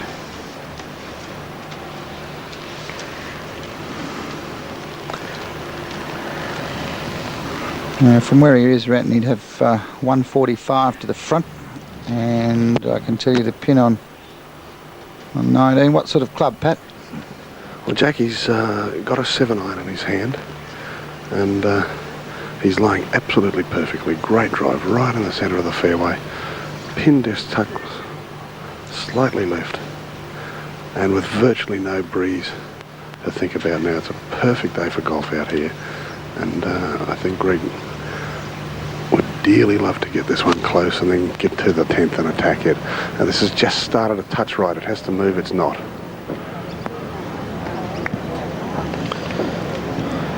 Well, not the kind of shot that Greg Norman will want to remember with a great deal of pride. 9th, because he needs birdies if he's going to catch Peter Senior. Well, at the moment, it's Terry Price's ball striking which is keeping him within reach of Senior. Oh, fine shot from Price. Straight up the hill putt for a birdie 3, and it's been a pretty impressive front 9 from Terry Price. 7-9 for Craig Parry from the light rough. Might just get a flyer. Just a bit of fluffy grass round about the ball there. The rough a little bit inconsistent.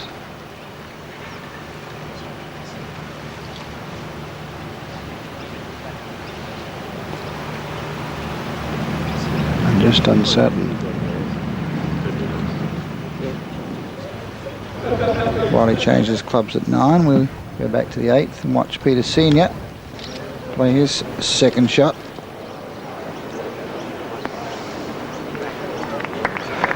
Well, with the wedge there, he was knocking the stick out on the first 10 holes yesterday. Not quite so good today, but still a birdie chance for him. And remember, he's 3 shots clear of his nearest rival. Parry, second at 9.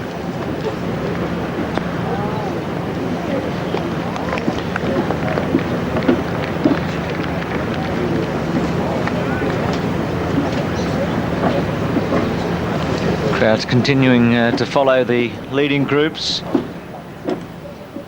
as we take a look at the Holden update and see what's been happening so far at Huntingdale. This update is proudly brought to you by the new 1993 Holden Commodore Series 2. Now, Victorian John Wade for a birdie at the first.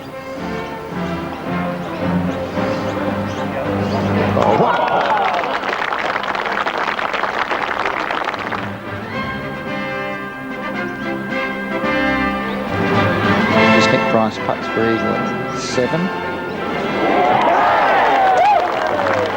He's damaging the holes here in Australia, isn't he?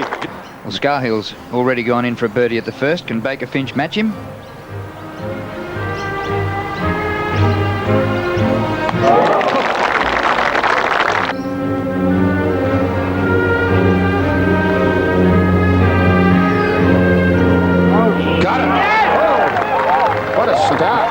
Brad Hughes.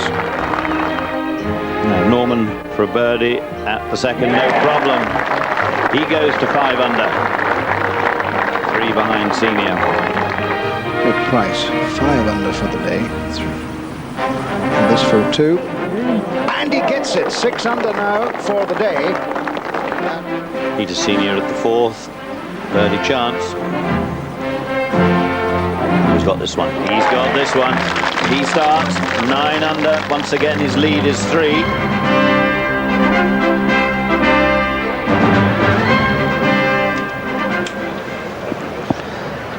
Right. This is the 8th, and this is Terry Price, who's playing with Peter Senior. Straight up the slope. Which just might move a little bit from his right to left. Oh.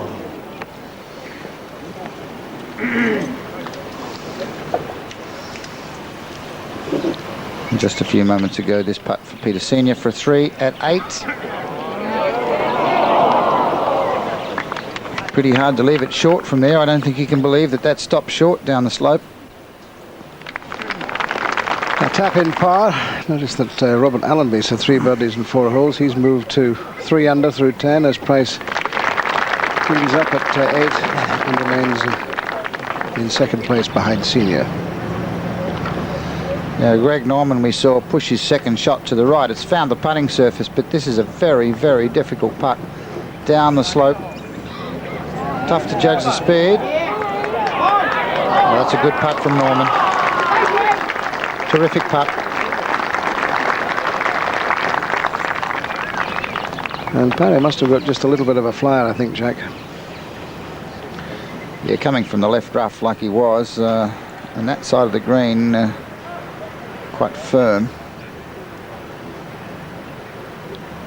That's a tough pin there because it's if you're just left of the hole, it'll run off the green. You can see there from that camera angle, it gets away to the left there, and if you are left of the stick, it'll run off the green.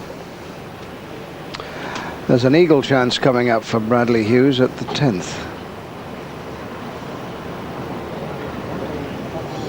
I had the line perfectly. Still, he should move to 7 under and join Terry Price in second spot. Roger Davis birdie putt at 11. Gets it.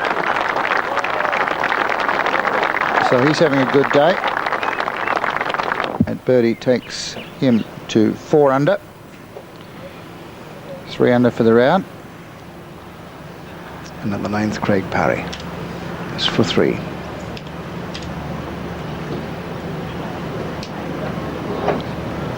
Oh, that tricky length for Parry. The defending champion, remember, came from 5 behind last year to win the title. Beaten in the playoff in 1988 by Ian Baker-Finch. Roger Mackay involved in that as well. Enjoys playing at Huntingdale. Feels comfortable on the course. But probably not as comfortable as Greg Norman, who's won 6 times here. 3 times second as well for Norman. So on his list of favourite courses, Huntingdale in this marvellous stretch of golfing country, Melbourne, would be high on the list. Brad Hughes, by the way, got his birdie at 10.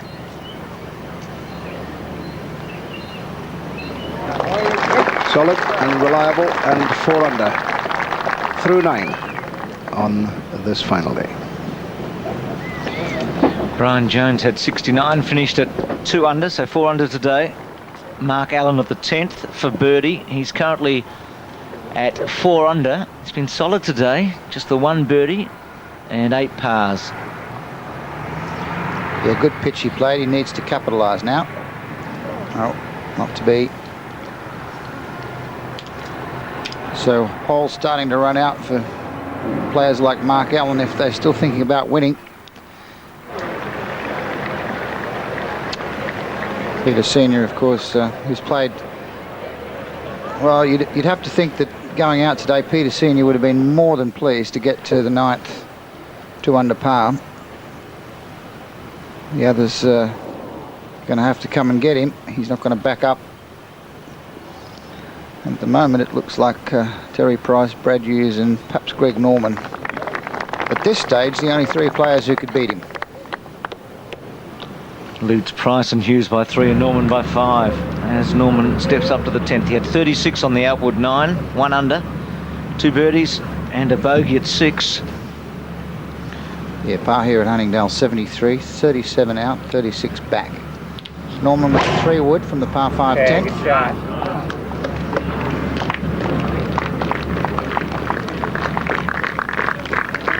Oh, it's found the bunker, Jack.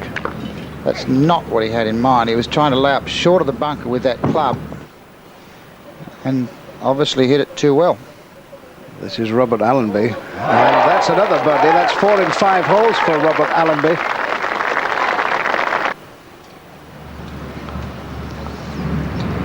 Now back to the 10th tee, Craig Parry with his driver. He'll just try and start this at the bunker and work it from left to right off the bunker, finding that patch of fairway to the right. Trap on the left, eats into the fairway on the left. And that's perfectly positioned by Craig Parry. Sets up his second shot to this par 5 10th.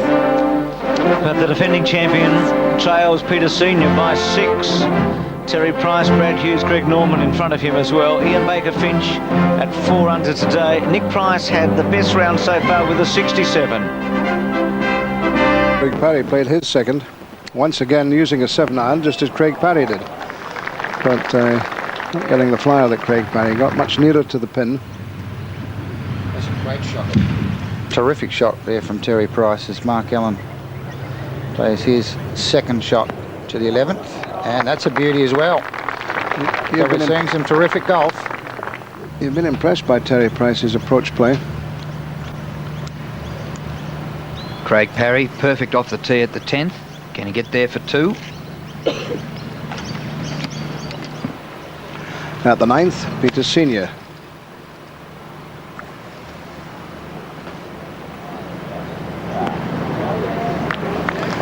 Well, safely on the green, but an outside chance of a birdie. The way he putts, of course, every time he's on the green, it can go in. When he's Craig on a Parry. roll, so impressive. Sorry, Craig Jack. Parry here with 176 metres to the front. And Pat well short down there. There's not much breeze, and Parry changing his mind here. Perhaps some indecision. Well, Jack, yes, that is the problem. The breeze surprising. He's just sprung up a little bit as we get to these more open holes. Now, he's had 2 iron in his hand. He has about 195 metres to the flag. He had 2 iron in his hand. He grabbed the 3-wood. The breeze then dropped again, and he's decided to go back to the 2 iron. Has to shape this right to left. He's gone straight at it. Let's see if this is the club.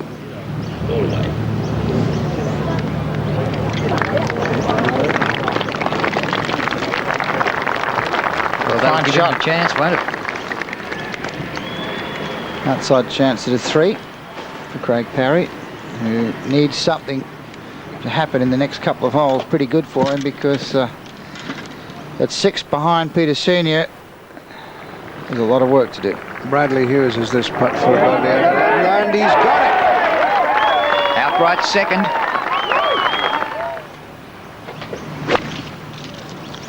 Norman, who found the bunker from the tee at 10, not able to reach the green in 2, rather too near the lip of the bunker, and just able to knock it down there some 100 metres or so, and that's what he has left. Looking reasonably disgruntled with himself after having put it in the sand, as Peter Senior goes for a birdie that would give him 11 under through 9 holes today. Well, that was a very nice putt, but you'll have to make do with par on this occasion. Robert Allenby's second shot to 13, short par 4. He said he had 4 birdies in 5 holes. It was in actual fact 6, because the birdie we saw him hole was one at 12 just a couple of minutes ago. A big putt for Terry Price here.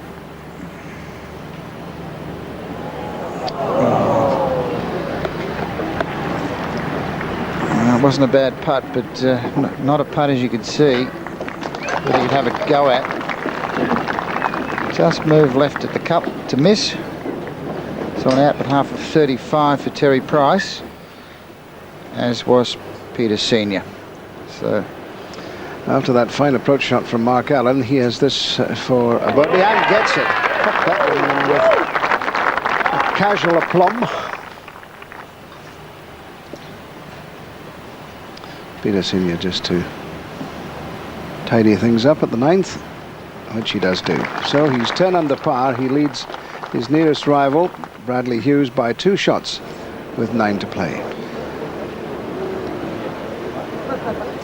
That bunker shot, expensive for Greg Norman, because you wouldn't expect to be this far back after 2 shots at the 10th. Well, especially laying up too, Drew. He took 3 wood from the tee for position and put that in the bunker. He might as well have taken the driver. This is a crosswalk here where the galleries cross, and Greg Norman could have taken relief, but he rather fancies the lie, so he's going to play it from where it is. Sand wedge, he'll bring it in nice and high.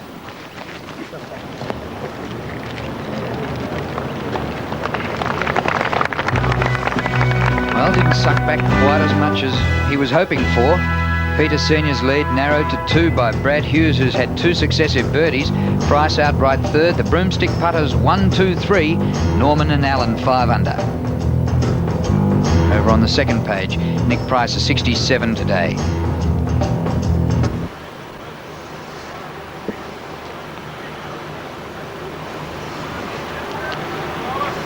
Back at the 10th tee, Terry Price.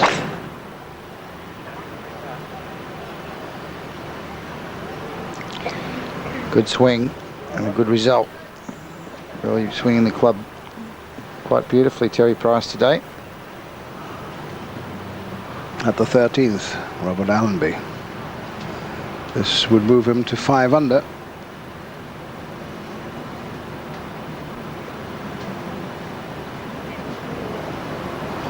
So he will remain at 4 under par with 5 to play. But he's 3 under par today, having his best day of the 4 at Huntingdale this year. This a par saver for Norman.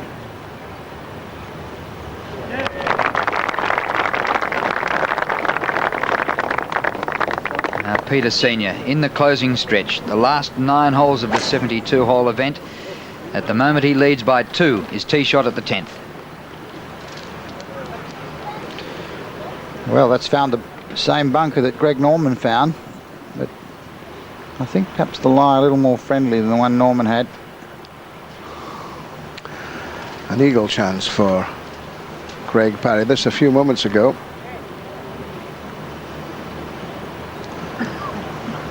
So a birdie coming up for him. That will make up for the shot dropped at the 8th. And that'll get him back to 5 under. And a tie for 4th for Craig Parry.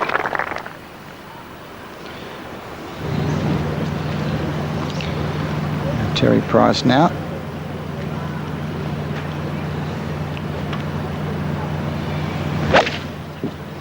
Second shot to the par 5 10th. Started at the right edge of the green. Is it working back? Just a little bit shy.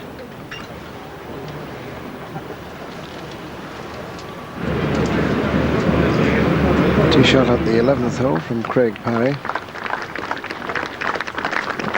whom we saw getting his birdie there off tape just a few moments ago.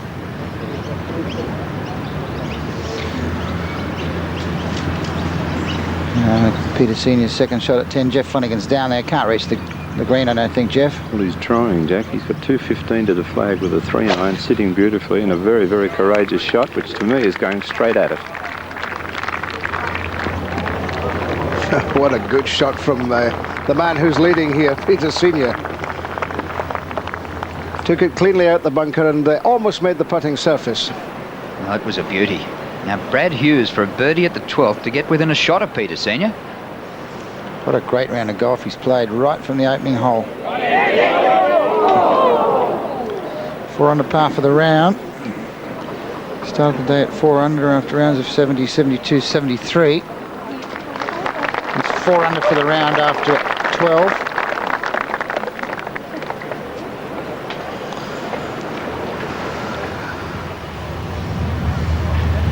Greg Norman at the 11th. I'm on the 484, Andrew. 5 behind with 8 holes to play. It'll have to be a sensational charge.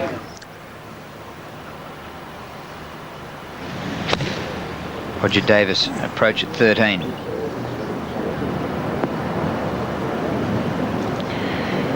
Yeah, the 77 the first day really put him out of business as far as winning went. But he's come back very well with 70, 71, and he's 3 under for the round today.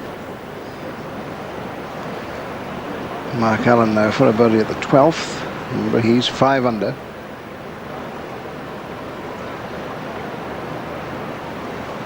Impressing so many people last year at the Johnny Walker Classic, and it's good to see him follow that pre-Christmas form up, Renton. He's just struggled a little bit in the couple of tournaments we've had so far, but good to see him back on track here. And there's the line from our low camera shot.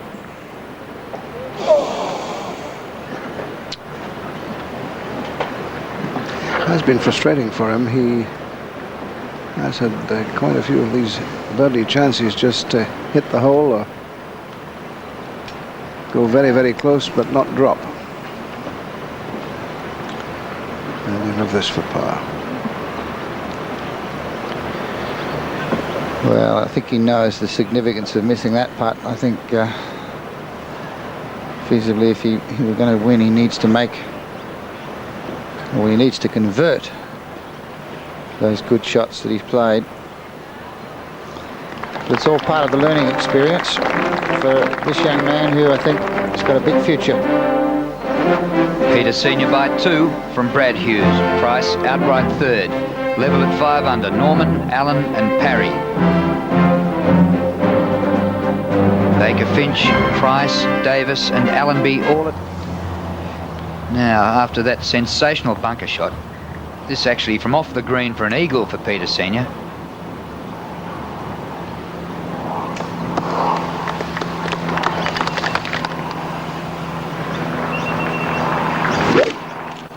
Greg Norman's in the rough at the 11th. Craig Parry on the fairway.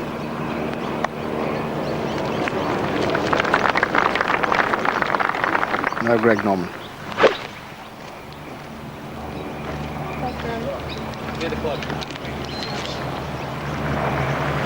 Not an easy shot coming from there over the bunker. Back to 10. Peter Senior to remain, or to go 3 in front. Got it. 11 under now for Peter Senior, and he leads Price and Hughes by 3. Well, he had a 3-shot lead when he started, and he's gone through 10 holes and he's still 3 in front. Yeah, it's not that the others have played badly, Renton. He's just had all the answers. It's been a case of anything you can do, I can do too. Long birdie putt for Greg Norman.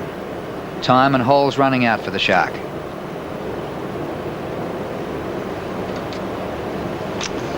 He looks a bit dispirited, doesn't he? Not been an easy week for him, of course, but had hoped that he would get the birdies today and put some pressure on Peter Senior, but it hasn't happened.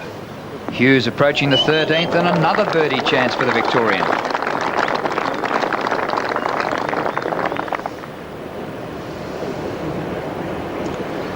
Parry won 126,000 when he won the Masters last year. The first prize this year, 130,000, 572. It beats me how they managed to work out a figure like that. You would think they would round it up to 600. Somebody would just chip in the other 28 Australian dollars. Wouldn't you think that?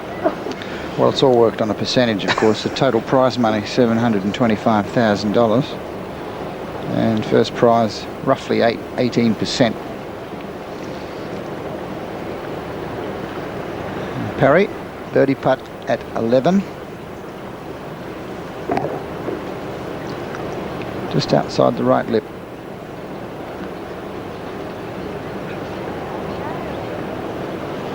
No. He's 6 behind Jack. So it doesn't look at this stage as if Craig Parry is going to be the second man to successfully defend. Only Greg Norman has done that. He's done it twice. Yeah, Senior would have to come upon a disaster for Parry to win now, I think. Now Price at the 11th.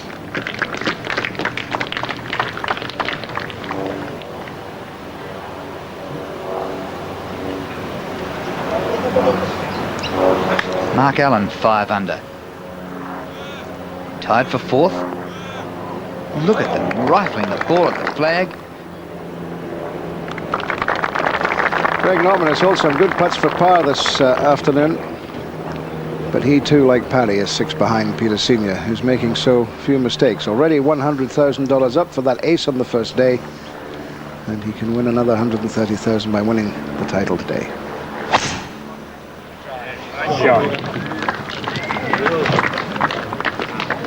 Well, there's no chinks in Peter Senior's armour today. He just keeps pumping it down the fairway on the green.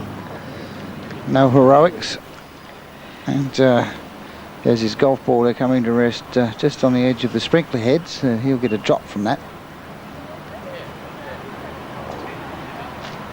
Gee, this is a terrific pair to be watching. Hughes and Allen together, 2 young Victorians. Allen is 2 under, bogey-free round, and Hughes 4 under with no bogeys. Yeah, I agree with you, Drew. It's been terrific to see these 2 young fellas go head-to-head, and the shot making has been terrific by both of them.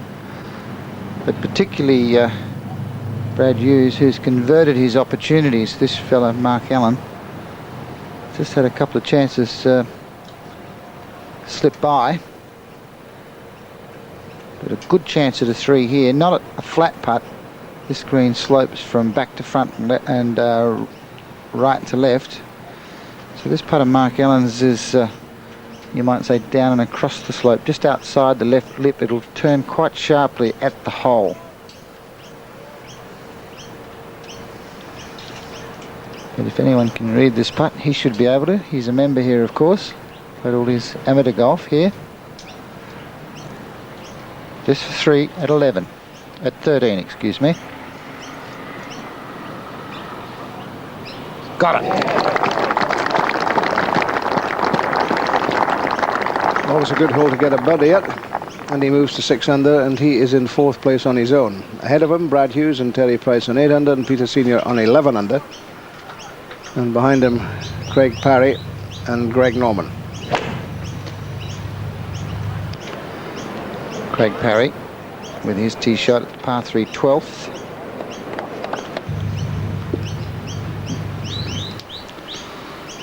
Terrific shot there from our high camera. Pin here at 12, 21 metres on in the centre of the green.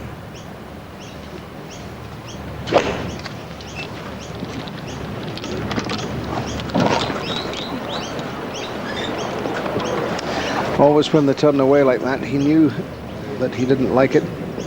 When it's on the stick, they watch it all the way. Another miss to the left.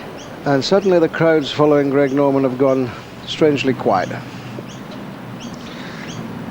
Now a big putt for Brad Hughes to get back within 2 of Peter Senior.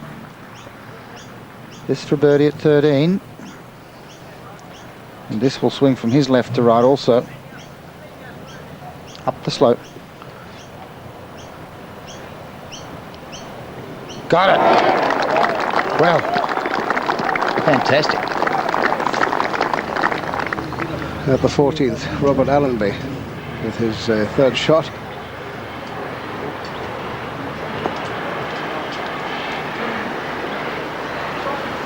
Oh, didn't get it right there, but it was coming out of the rough. But Terry Price and Bradley Hughes are the 2 players who are challenging Senior. Senior not giving much away as he plays his 2nd to 11.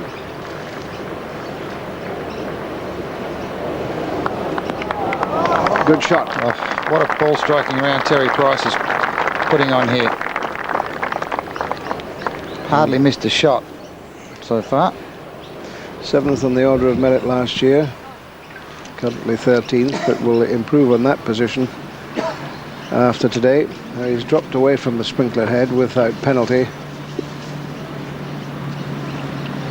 Well, if Peter Senior's feeling any pressure, he certainly hasn't showed it.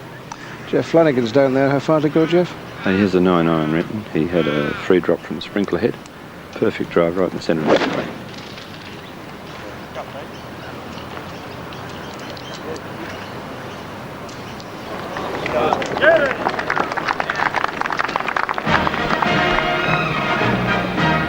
The Senior's lead has been cut to 2, despite the fact that he's 3 under today. Brad Hughes, great round. And players on the 2nd page probably... That really ends his chances, I think, Drew, what chance he had. That puts him back to 7 behind Senior. Having started the day just 4 behind.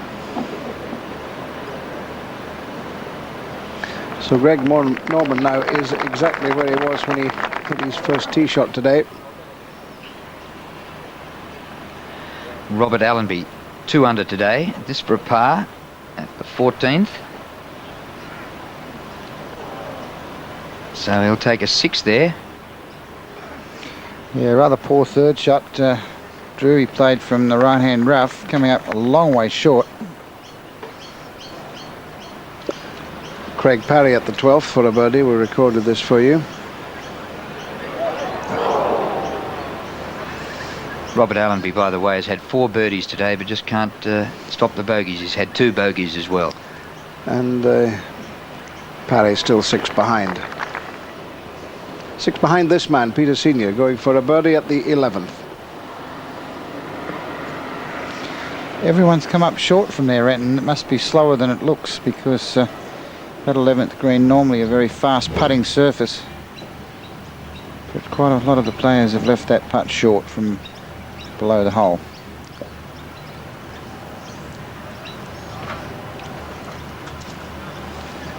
Craig Parry, 13, using the 3-wood for position.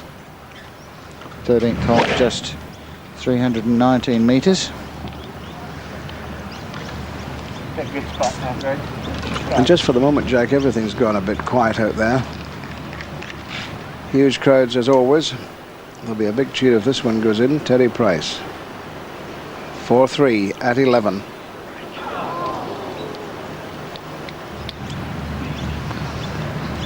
Well, I think it's gone quiet, Renton, because everyone expected Greg Norman to make a charge, and it hasn't happened. It's coming from Brad Hughes, Terry Price and Mark Allen at the moment.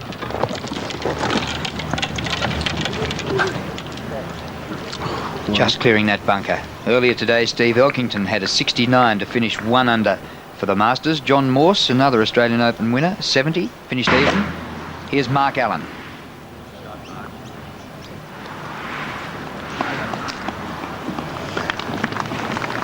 Playing for position up 14 as Peter Senior, who hasn't dropped a shot today, goes for par.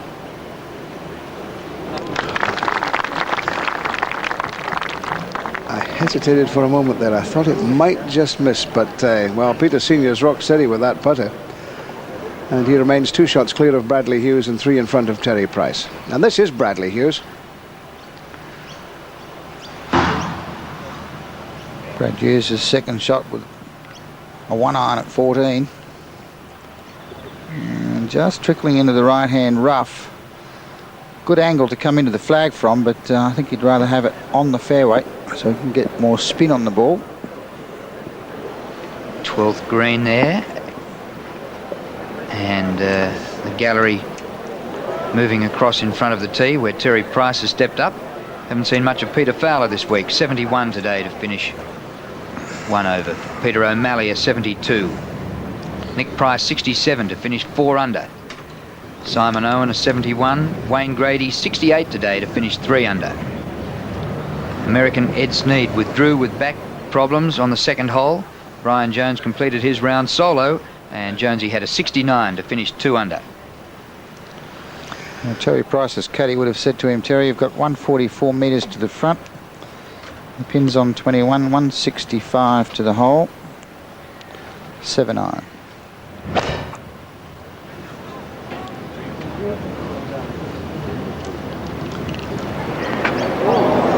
Once again, right at the flag.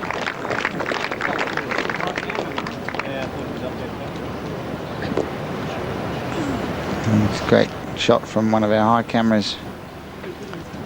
Crowd surrounding the tee. Over to the right is the 13th. Top left corner of his screen is the big stand to the left of the 18th green.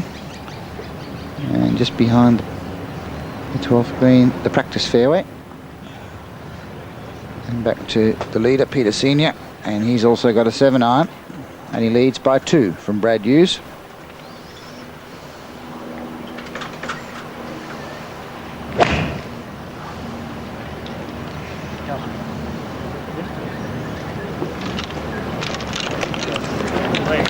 Very good shot. Safely in the heart of the green. 13th, Craig Parry with his second shot.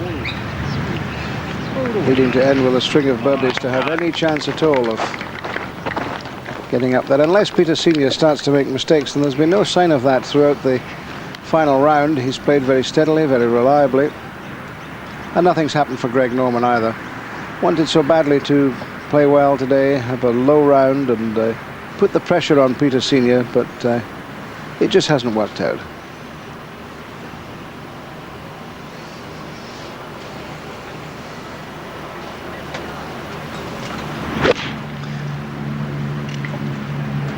Second to 13, and I wonder what the odds would have been. That's a good shot, though. I wonder what the odds would have been on Greg Norman not having a round in the 60s this week. 3 rounds in the 70s so far, and he's level par today, so heading for a 73. He might just get a birdie there at 13. Mark Allen's third shot at the long 14th. Well,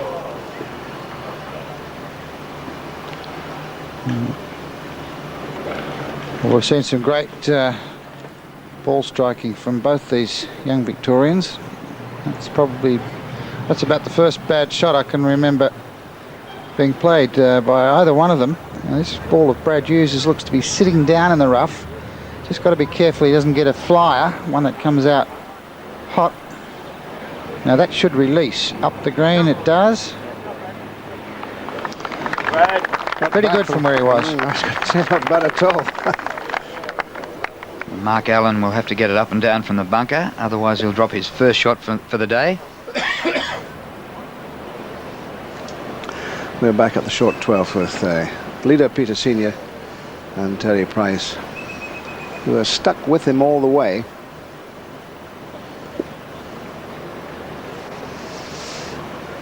.68, 74, 72 for Price in the previous 3 rounds. Senior 68, 78, 65. I was just thinking, Renton, we've seen all kinds of weather conditions this week. We've seen northerlies, we've seen southerlies, we've seen hot days, today is a cool, perfect day to play golf. Hardly any breeze. And I'd suggest the golf course probably in the best shape it's been all week. Talking to John Spencer last night, he was saying that one of the problems he has preparing the golf course is all the play the golf course gets. In fact, this week, with the Masters on, it's probably the least amount of golf it gets in a week. So today, the golf course in as good a shape as it's been all week. Even so, this week they have a variety club day Monday, the Pro-Am for the Masters Tuesday, and a practice day Wednesday, so it does get a fair workout.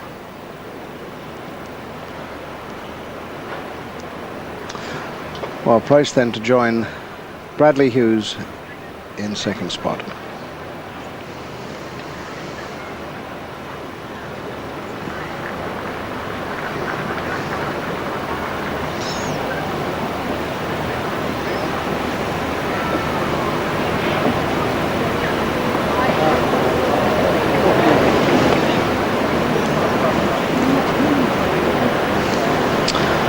He's had some shot putts for par, Terry Price, today.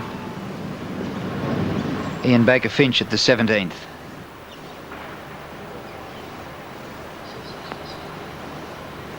Very happy memories for Ian Baker-Finch. It was here in 1988 that he won his Masters title, and there behind him an indication of the rain we had earlier this week. Mark Allen at 14. That's his 4th shot. Terrific shot from Mark Allen and also from Baker-Finch, who's having a nice day at 4 under par. Can Greg Norman get a birdie?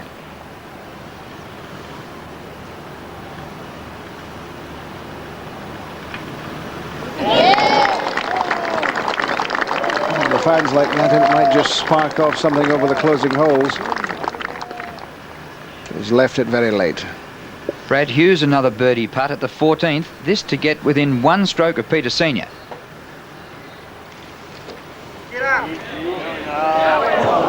It was up all right. Sounds like he's got a fair bit of Victorian support out there. Yeah, there was a couple of fellas who tried to tell me that he was going to win the tournament early in the week. They weren't bad judges because he's put up a great performance. Played his golf at Rossdale, not far down the bay from here. And of course the 1988 Rookie of the Year.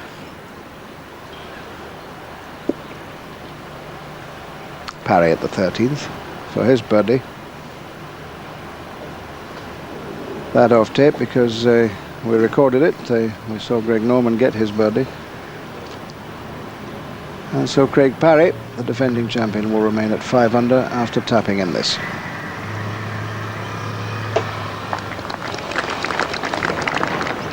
Peter Senior at 12. This putt for 2 to stretch his lead to 3 shots again. That was recorded, of course, and I think we can just about give him that one. Now, can he keep the bogeys off his card, Mark Allen? This for a par at the 14th.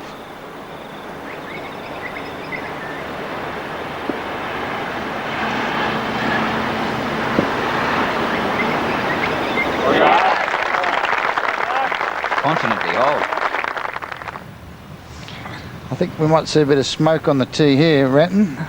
Been a bit of a frustrating day for Greg Norman.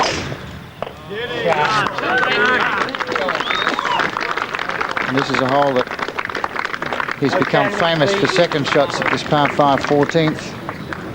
Smashed that drive way down the left edge of the fairway, perfectly positioned.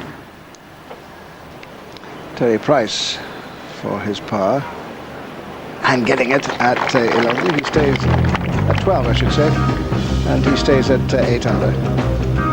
Senior made his par, leads by 2 from Brad Hughes. Price in 3rd place. Back to Allen. Parry and Norman, probably not close enough. Indeed, and everybody's having a go, but they're not getting within closer than 2 shots of the leader at any point today. Ian Baker-Finch, well, I was about to say getting his par. That's really been the story of the week. He's played a pretty good round up to here too. He's 4 under par for the round. That's a drop shot at the 17th. Parry at the 14th, second shot. It's a 3-iron for position. And, well, better that side than the other. If he was that far down, only that far, and on the left he would be shut out from the green.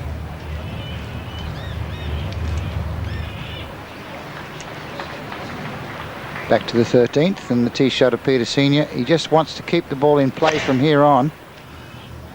Easier said than done, of course, but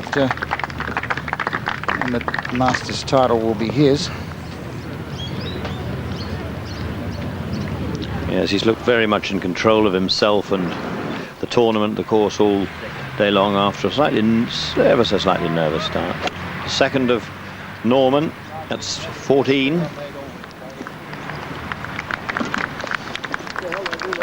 Didn't think he could touch the green, so plays for position.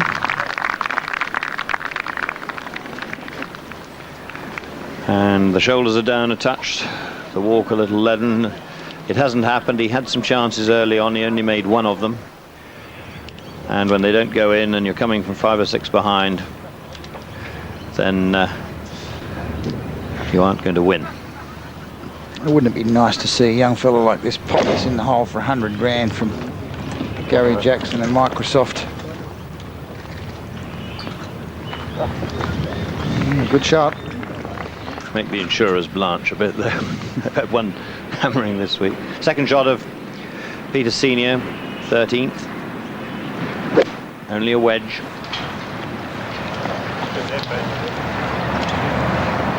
Back it comes.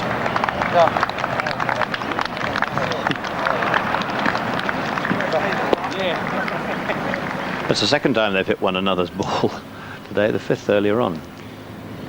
Now up ahead, playing with Mark Allen, Brad Hughes.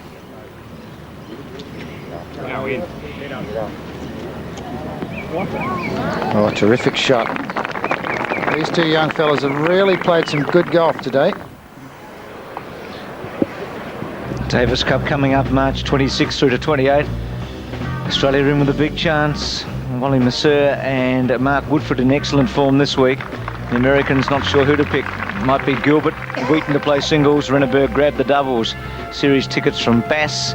Check your local guides for telecast details. Back on the grass at Kooyong, March 26 through to 28. Craig Parry's 3rd shot at 14, the par 5, the last of the par 5s on the course. Pat Welsh down with Craig. What's he face here, Pat? Well, it's a shot of only about 120 metres, whereas he played for position. He just dribbled across to the right-hand side of the fairway. He's sitting pretty well on that light rough there. But really, I mean, with these 2 guys, I think their chances have probably gone now. They've given it their best shot, but the putts just haven't dropped from them today. And as you know, the leaders haven't passed time. They've advanced away. So I think they're playing, the defending champion is playing at the moment for the lesser prize money. He's got a 9-iron in his hand. Pat, maybe you can answer me. Why did Norman lay up? I thought perhaps he might have had a go at the green in 2. Well, I thought he may have too, Jack. I was surprised that he's decided just to lay up to the dog leg here. I really don't know, but as Bruce commented, I think that the shoulders just seem a little slumped now, don't they? Parry with a 9-iron from the light right-hand reef. This has started to the left, coming back.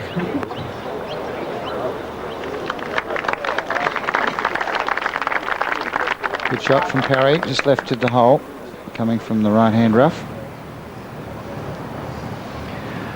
And as the opportunities, chances, options begin to close down, there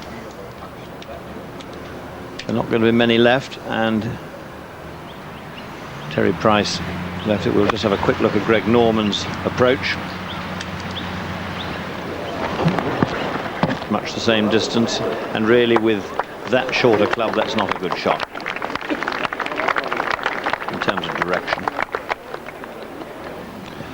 They're saying there are not many holes, many opportunities left, and if anything's going to happen, I think it's probably now between Senior, Hughes and Price. Price 3 behind. This has to go in. You can just see the marker of Peter Senior's ball, the other side of Price's. Identical putt to the one Brad Hughes had, just on the left lip. And they started it outside the hole. And of course Peter Senior will have had the opportunity to go to school on that one, so a missed opportunity for Price, and now Senior with a putt to stretch his lead to 3 again. In Baker-Finch, last long shot of the 1993 Masters for him. At the pin, club short. Mark Allen for a 2 at 15. Oh, right across the face of the hole.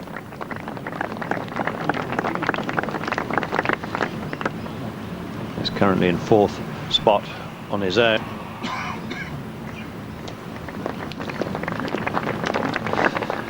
Now Peter Senior, has he learnt? What's he learnt?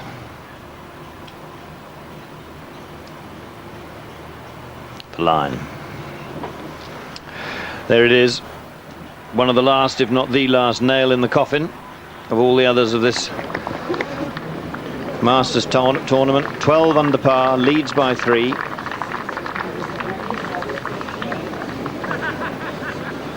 Brad Hughes, birdie putt at 15. Looking good. Is it there? Is it there? Yes!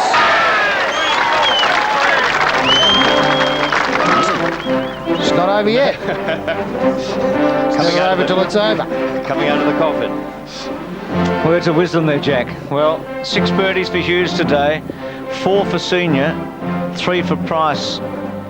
Not one bogey from the top 3 players. It's been outstanding golf, but Senior hanging on and leading by 2.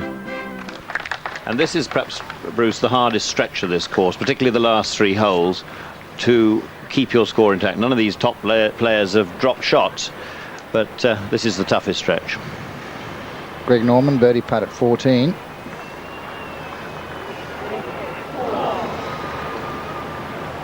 And once again, I think the wrong line selected for the speed he hit the putt. Baker-Finch, long birdie chance at the last hole. 6 birdies and 3 bogeys so far for Ian Baker-Finch for 3 under. Here's the man who's looks the only challenger now to Peter Senior. His tee shot at 16. Yes, this, the 16th, the first of 3 par 4s to finish, probably the easiest of them. But if he could finish 2 pars and a birdie, that might just put a little needle into Peter Senior. Craig Parry, downhill putt for a birdie 4 at 14. Has it got the legs? Yes, it has. So Parry goes to 6 under. And a share of 4th place with Mark Allen. We're at the 14th, the par 5, with Terry Price and Peter Senior playing.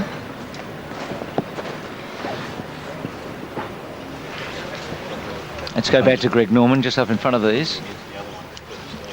So this for a par for Norman. He's got all of those, but they've usually been the one coming back, and pars haven't really been good enough for him. Baker-Finch for par and a round of 70. So a couple of drop shots to finish with for Baker-Finch. 5-5 finish. And he did that on days 1 and 2 as well, Jack. So, I mean, he could be 8 under if he'd finished properly his rounds of golf as we go back to the 14th. And Terry Price looks to have been lucky. In trouble off the tee, long way off the fairway, up the left-hand side. It's really the first wayward shot we've seen him hit. And of course we keep talking, Jack, about, you know, who's going to win this, and is it Hughes and Price going to come with a challenge? You've got to remember, for these lads, I mean, there's very significant prize money on offer, and I mean, they're going to be more nervous in their own right about what they can win today, as more than Senior sort of adding another title perhaps to his collection.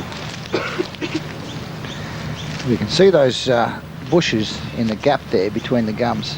Terry Price has got to try and start his golf ball at that and hook it. Right to left. Yeah, terrific shot. Great recovery from Terry Price. And I think that's probably the biggest single difference between the pros and the top amateurs, is the way they get themselves out of trouble. Not many goes left at the second $100,000 on offer for a hole-in-one. Craig Parry here, not threatening it this time, and he's on the wrong layer too.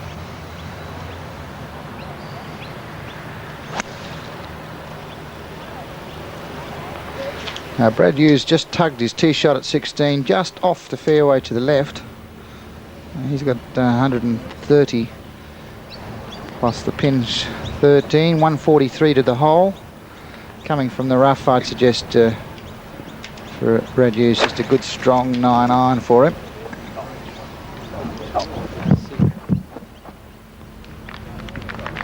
Yeah, good shot. Outside chance at a 3. He's 2 behind, remember. I think he's going to need 1, possibly 2 more birdies and post a score, and then really it's then up to Peter Senior. So far he's controlled proceedings very well. Norman at 15.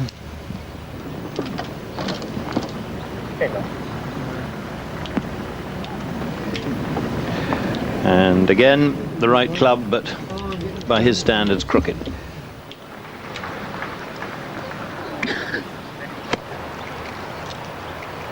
Well, Mark Allen there pulling the right hand off. That usually means the ball's gone left.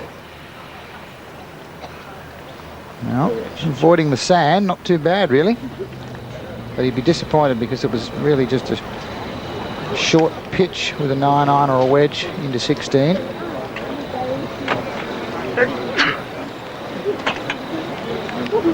Stephen Scar, who had 76 today, to finish at 3 over. Brad Andrews 75 at 2 over. Anthony Gilligan 70 for -2. John Way just fell by a bit at the end, 72, and finished the tournament even. Clubhouse leader is Nick Price, who had 6 under today, and that's what Brad Hughes has shot so far. It has thinned out at the top, and you would think only 2 men could win the jacket tonight, Senior or Hughes. Shot into the par 5-14. It's a great shot.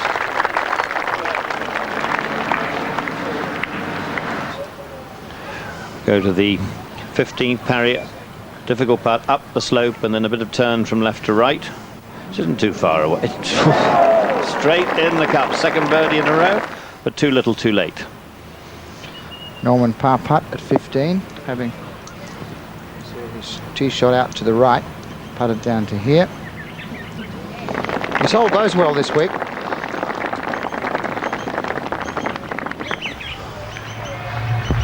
Terry Price is third to the par 5 14th.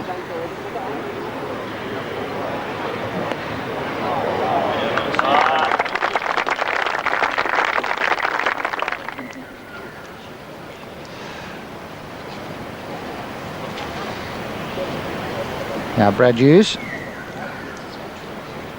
A little bit of a glimmer of hope for Brad Hughes here. Senior been in trouble at 14. This for a birdie at 16.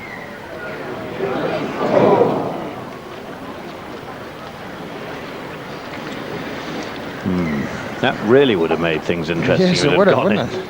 A two-shot swing and could have had a tied ball game. Very good indeed.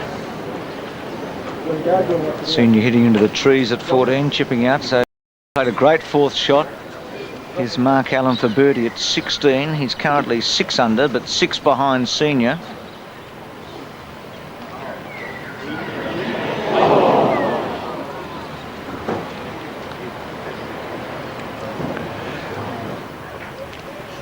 Parry back at 16 on the tee.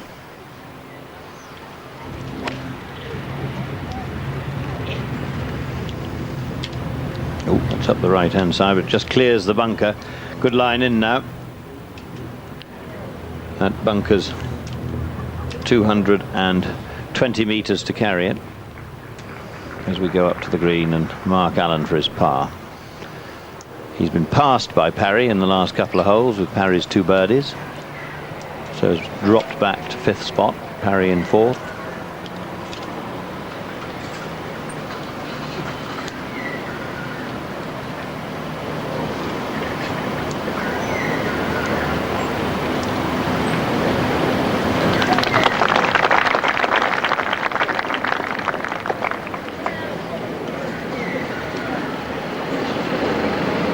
So although he's 3 under, he again will... His abiding feeling from this round is one of frustration. He's had many opportunities. He's played very well. Now, let's hope this is the formality. It should be. No drop shots. As Bruce McAvenny was saying before the break, the top 4 players have not dropped a shot between them. Safely in 2 holes left to go. Greg Norman driving at 16. The bunker not in play for him with his length.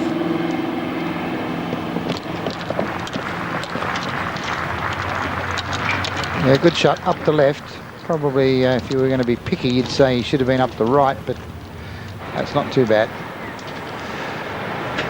Terry Price for a birdie at the 14th.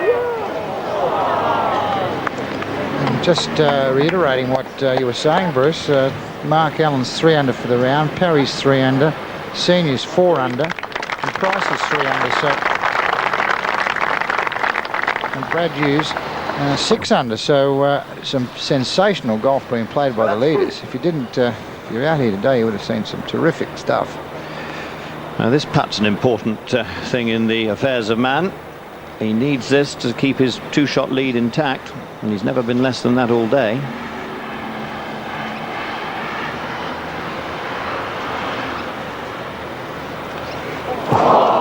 He thought that was in. He was walking after it. We have a golf tournament, Jack. Then there was one.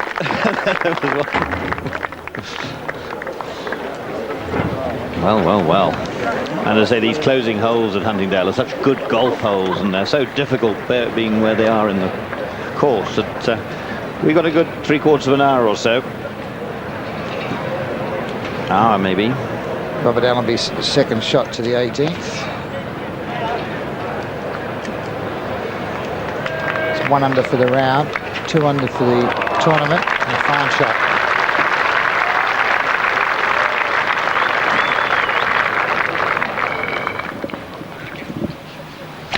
The tee shot of Mark Allen at 17. Superb golf hole, this one. 418 metres, sharp dogleg to the right. But the length of it, the greater length, is in the second shot. So you have to play short and careful off the tee.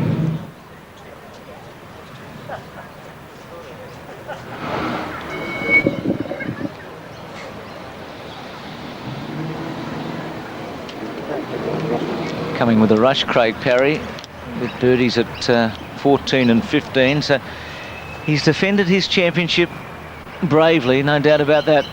He's got a 9-iron in his hand. Just 1 shot off 3rd place at the moment. 4 behind the leader.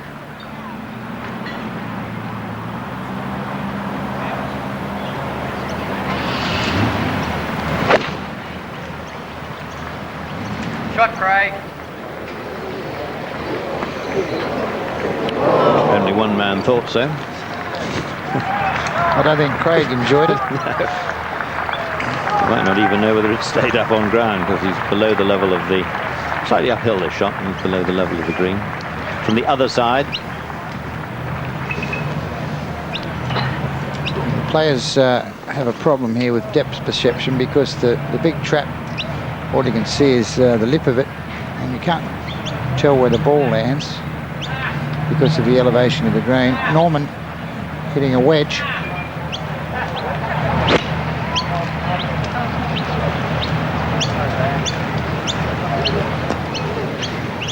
Okay. Both just off the putting surface, but not far from the cup.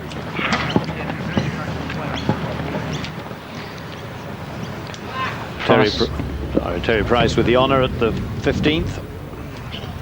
Only 2 more goes at the jackpot for a hole-in-one. There's 3 pretty tough holes coming up here, Bruce. 15's been the 5th hardest all day. 17 and 18 the hardest and the 2nd hardest. So this is not over yet.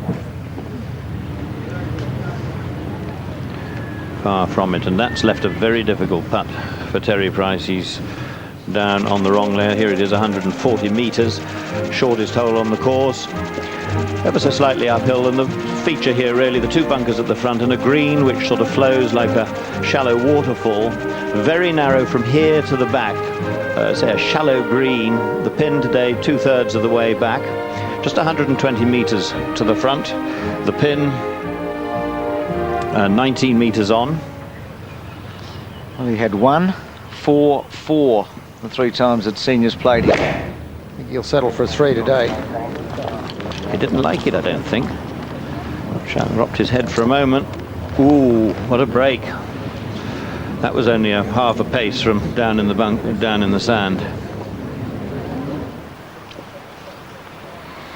At this 17th hole now, and Mark Allen with his 2nd. This hole averaging 4.31 and 18 averaging 4.58. So a couple of stiff examinations to finish with, 17 and 18. Be right. Get up. Be right.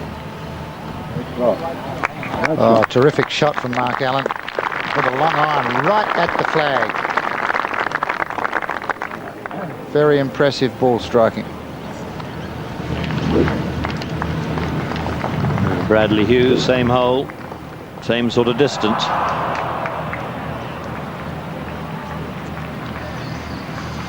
Remember, he trails by 1.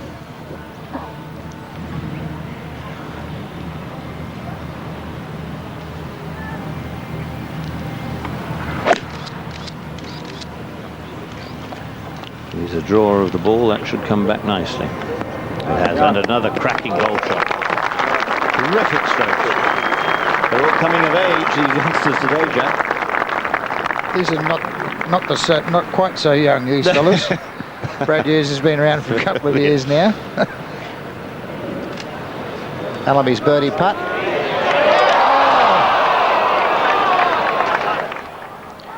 Craig Parry from the left-hand side at 16. It's the end of his birdie streak for the moment. Remains at 7 under, 4 behind senior. Allenby for par at the last and finishes. Like a bogey for him at the 18th, isn't it? But he gave it a real run. So he finishes at 2 under for the tournament. Didn't quite get it together this week, but played steady golf and will collect a reasonable check. Well, isn't it tight now at the top? With Senior a fair way away at 15 and Hughes with a birdie chance at 17. Just 1 shot between the top 2. A very good job, Roger Davis, because he blew his chance on the opening day and he shot 77.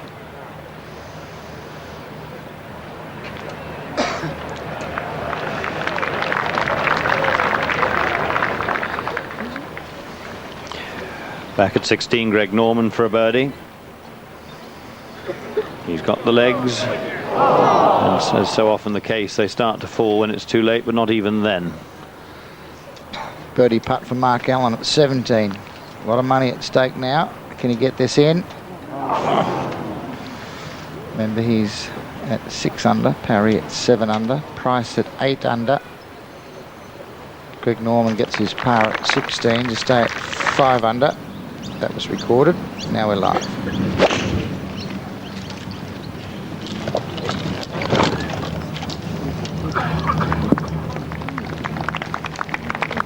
Well, it's the first time in 4 or 5 years that Norman hasn't been embroiled in the run-in in the tournament. Terry Price for a 3 at the 15th. Very good putt.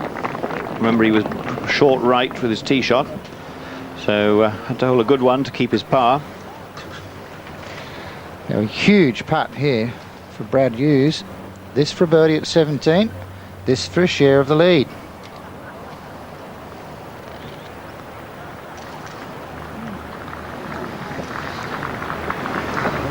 A disappointing putt really after 2 great shots. Big swing to the right from around the hole.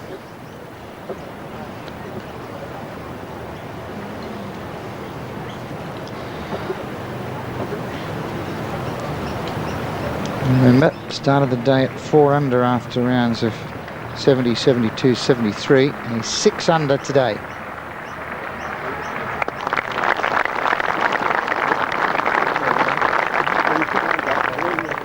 Peter Senior, you could say this is a birdie chance, but it's a very difficult one, and I think if you offered him 2 putts, he'd accept it and walk to the next tee. But it's a very, very good putt. Downhill, quite a swing. A real professional job on that one. Stays 1 ahead, 11 under.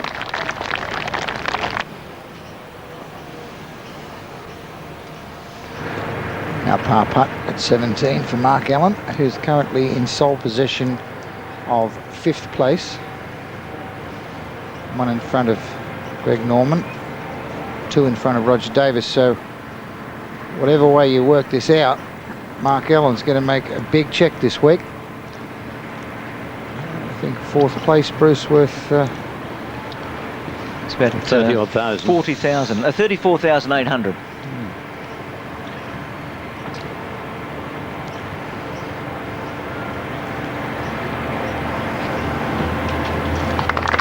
I suspect that Mark Allen's bank manager on much better speaking terms with him in recent months. Indeed, and as long as he didn't do too much damage over Christmas. Terry Price with the honour at 16. Just an iron. Maintained his rhythm through today very well.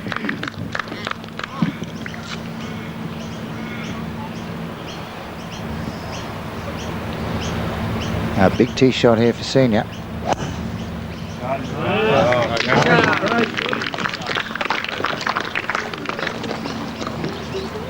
Lovely shot right down the middle of the fairway.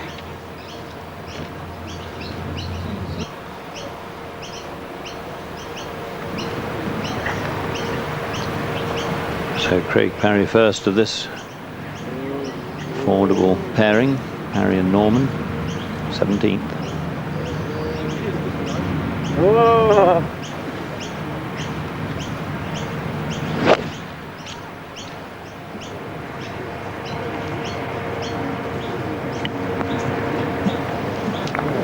You can see from the flag hardly any wind at all now. Ideal golfing conditions. Perfect club selection.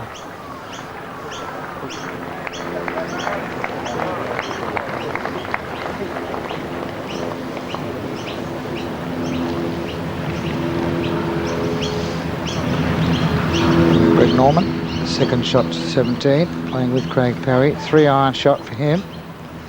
Doesn't look very far on the screen, does it? But this all measuring 418 metres. 3-iron second for Norman.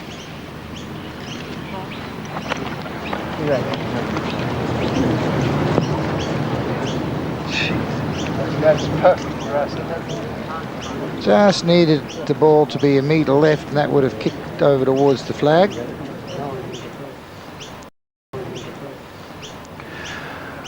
One of the biggest holes in Brad Hughes' life.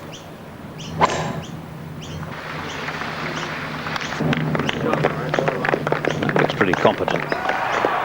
Tremendous drive.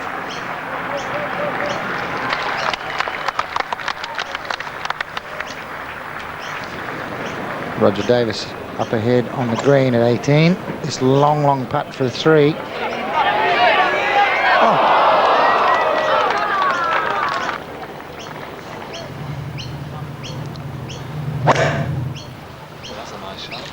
Mark Allen down the 18th and a touch left. Come on out of that and it'll be okay. He can get home from there. Good job, it just hopped up onto the top of that little bump. I was just thinking, Bruce, as we watch Roger Davis putting for a par, that's been the classic case with Mark Allen and Brad Hughes, both playing well and both urging each other on, and quite often you find that. It's a 70 for Roger Davis, finishes at 4 under. Very good tournament that, Bruce, considering the start, and he started yesterday with a 6 at the first and still got it round in 71. Got a 70 on the second day with Nick Price, which was a great performance when you look back at some of the scores we had. Here's Terry Price.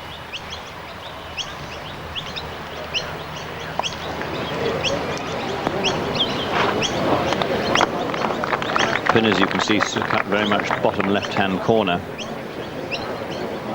And maybe a hint of breeze just blowing the ball across. That's okay, putt for a 3. This is Senior's best opportunity of getting a birdie in the last 3 holes, and a birdie that would actually make his the last couple of holes a tremendous amount easier than if he only makes a par. A lot easier.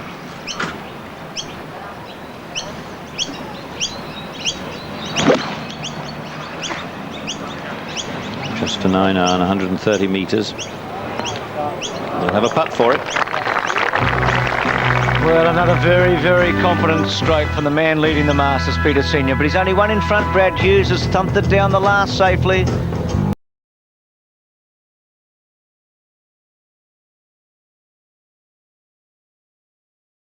Senior by 1. At 180 metres to go. Looking good. Oh, what a shot. What a shot from Brad Hughes. That's for birdie 3. Which is averaging 4.5. What a shot from Brad Hughes. Craig Parry putting for a birdie at 17. Timescale a bit different, but they'll have all heard, all the players out there and anyone in the clubhouse will have heard the reaction to that shot of Hughes.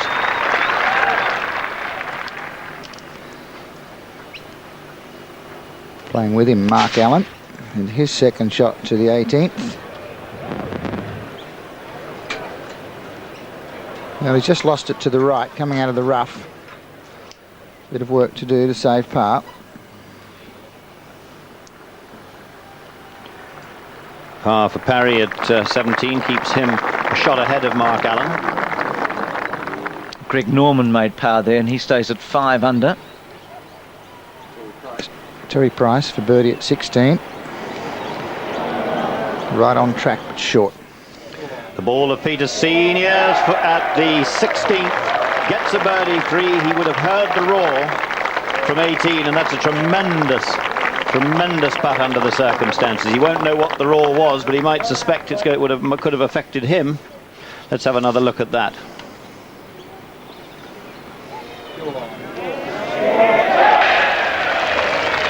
Wow. If he does go on to win, he's deserved it. That's Terry Price tapping in. He stays at 8 under. Some smashing golf being played. Norman driving at the final hole.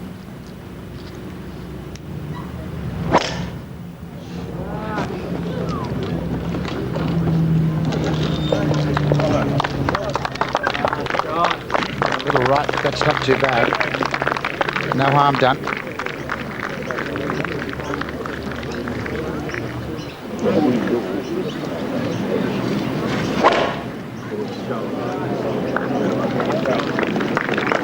Parry up the middle. But they're cruising in for the minor prizes. This tournament's going to be decided in the other 2 groups still out. Senior's tee shot at 17 with a 1-iron. If it gets this on the fairway and the drive at the last, I was going to say I'd nearly think he'd win it, but he could still lose it if he put it on the fairway on both of them. The old, what's it, the fat lady's not bothering to stand up yet. She's humming a bit though. Humming a bit.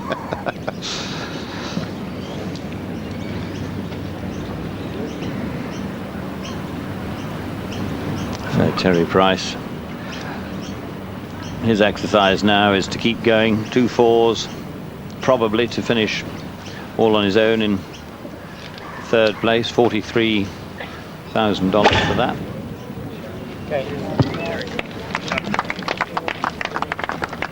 Well, Bruce, although it's been a beautiful day for scoring with the greens, nice and soft and no wind, I think some of the golf we've seen today has just been absolutely outstanding.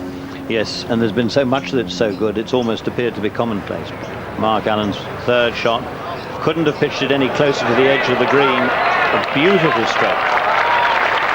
And when you consider the circumstances, another very cool performance in a big tournament. Remember, he came 4th or 5th in the Australian Open. Good summer he's had. There's a little statistic here that leaps at you, that Brad Hughes shares a birthday with someone quite famous. He's same date as Greg Norman, both born on the 10th of February. It was 26, just 10 days ago, 11 days ago. Well, all the good people are Aquarians, Bruce. Are they? I got left out. Might be different in your part of the world. Well, wouldn't this be great if you can hold this? To go round with Brad Hughes, not one stroke drop between them, with tremendous pressure. And this pair, in many ways, has been the pair of the day, and that's taking nothing away from Peter Senior's splendid performance of holding on to his lead. Yeah, I mean, if you were out here and you just happened to follow this group around, you would have seen some terrific golf from 2 young fellas who you might not have expected it to come from in the final round of the Masters. So Mark Allen, 69, 76, 71. He was 3 under at the start of the day's play. He's got this putt for a 4 and a round of 70. And certainly lock up 5th place, depending on what Craig Parry does at the last. This for 4. Done it. Super round of golf. Very mature performance. And does finish well. And this one for 66. Talking about Brad Hughes, who's got a rather short birdie putt after a magnificent shot in. Bruce, it's easy to say that I need 6 or 7 under par to put some pressure on Peter Senior. It's another thing to do it, and this fellow's gone out and done it today. Terrific effort. This for 3. This to get him within 1 of Senior.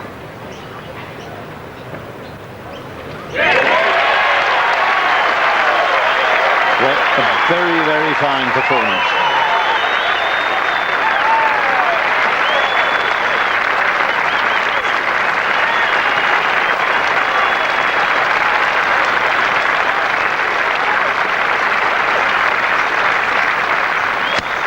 Terry Price, 2nd to 17. And unlucky, just dug it into the little bank at the front of that green. So Peter Senior has the job to do. 4-4 to win by 1 on 17 and 18. 17, second most difficult hole all day, and the 18th the most difficult hole all day. Although the way Brad Hughes played it, it didn't seem that way. Big shot for Senior at 17. He leads by 1.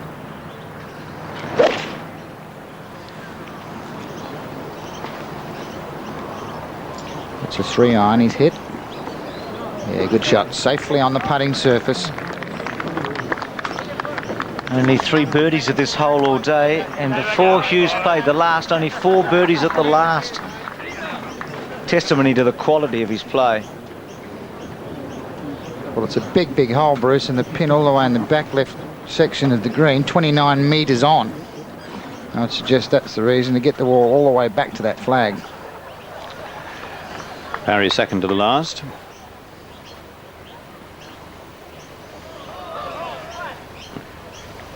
Oh, and it's a good one too. Well, he's going to have a little bit of work to do to get down in 2 and finish clear of young Mark Allen.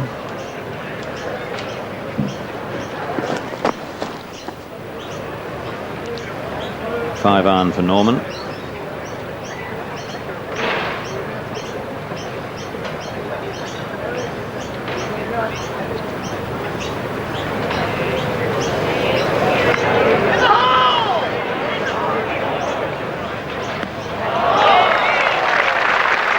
He's been very good, with just the one blemish at the 6th. The putts have dropped. What more could you ask for? Peter Senior leads by 1. He's playing the 2 hardest holes. Today he must par both of them to win the tournament. It's a great challenge for him. Hughes has played an unforgettable round and will be back with a 4 behind Peter Senior. The 2 hardest holes. Today he must par both of them to win the tournament. It's a great challenge for him. Hughes has played an unforgettable round and will be back with a 4 behind Peter Senior. Pin 21 metres back, and that's the length of the putt he had. Unfortunately, he's hit it 24 metres. Well, 3 metres.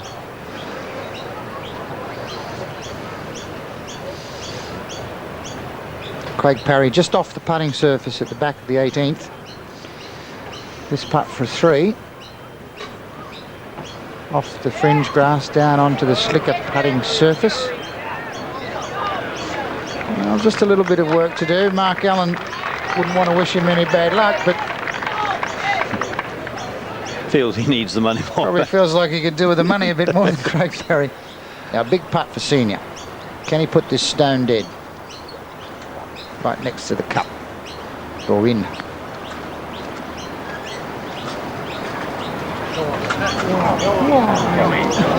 Ah, yeah, class shot.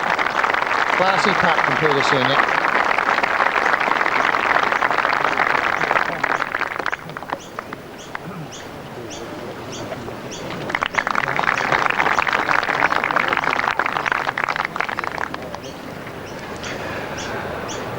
Norman at the 18th. He started at 4 under. He's now 5 under. This for a round of 71. The shark on its side.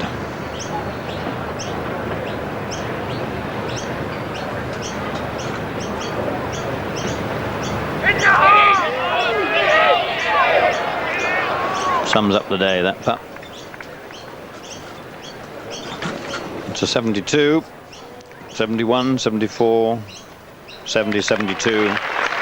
He's 6th on his own, but a rare Masters when he isn't in the shake-up at the very top, coming down the closing holes.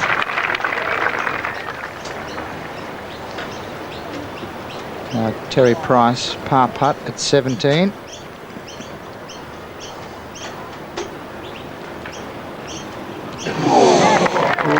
He sucked that one back in the hole, didn't he?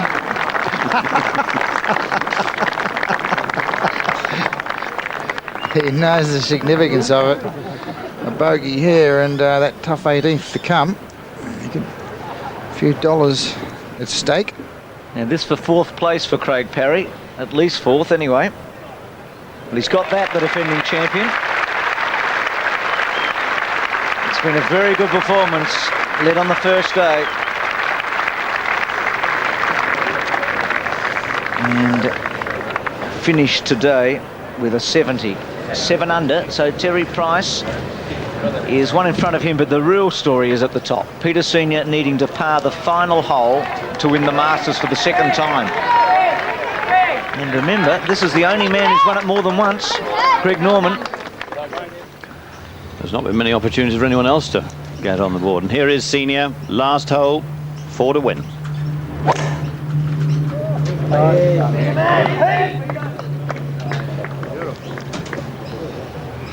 Oh, didn't waste any time, just pumped it straight down the middle of the fairway. Rock solid performance from Peter Senior. Terry Price has played well himself. He's 3 under for the round, but Peter Senior leading the tournament is 4 under. Hasn't had a bogey today, Price. 3 birdies, 6, 7 and 10. These 3 of the par 5s. And we're always saying what a difficult hole this is. Statistically it is. It's a tough driving hole, but the last few groups have made nothing of it. So 2 little matches going on here, and they're not that little. Price v Parry for 3rd, and the big one, Senior v Hughes for the gold jacket. $130,000 and the honour of being the master at Huntingdale. Well, can he make par and win it again, Peter Senior? We'll be back in a moment. Terry Price and Peter Senior to play their 2nd shots in.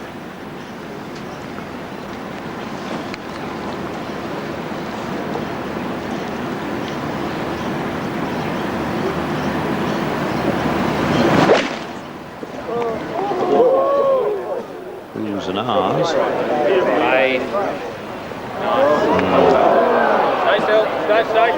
Pity, not a good one, caught it a little heavy, turned it over.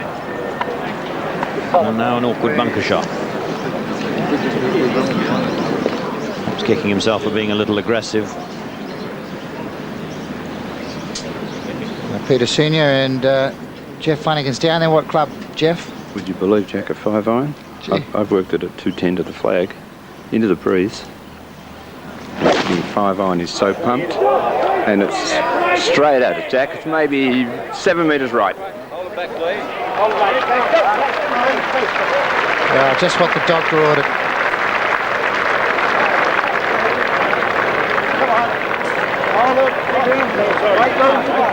I must say, Jack, he's become a very, very impressive winner of tournaments that he gets a look at in the last 3 or 4 years. It's I remember a time when he was a little jumpy, chipping with left hand below right, putting awry, but he's really got his act together and is a very complete tournament player.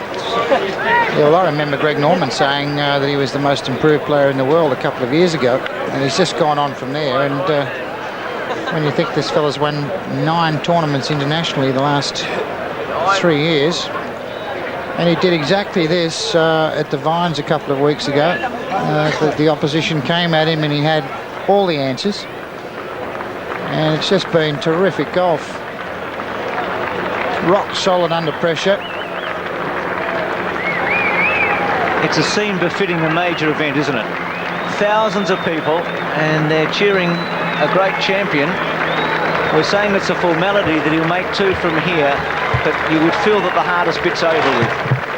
Very much so, Bruce. He's done the job. It was tee to green is the difficulty of 17 and 18. And, of course, the great stroke, I think, of the last 3 holes was the putt at 16. He'd have heard that cheer. He'd have suspected what he would have to do. The cheer from 18 when Hughes hit his shot close. And he didn't flinch. He got that, kept his nose in front, and is now reaping the reward.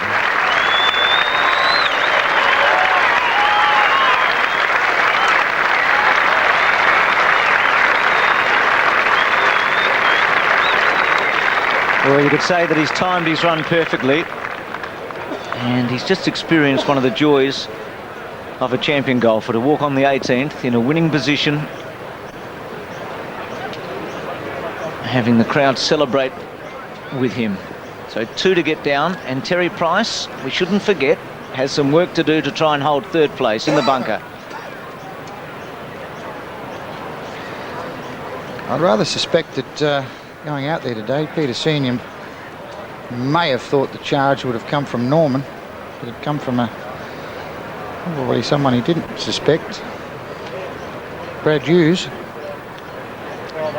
What a round he played, 66, and still got beaten. It's a tough call. Now, Terry Price with a big trap shot here, monetarily. Remember, he's 8 under. Craig Parry in at 7 under. Oh, lovely shot. Terrific shot from Terry Price.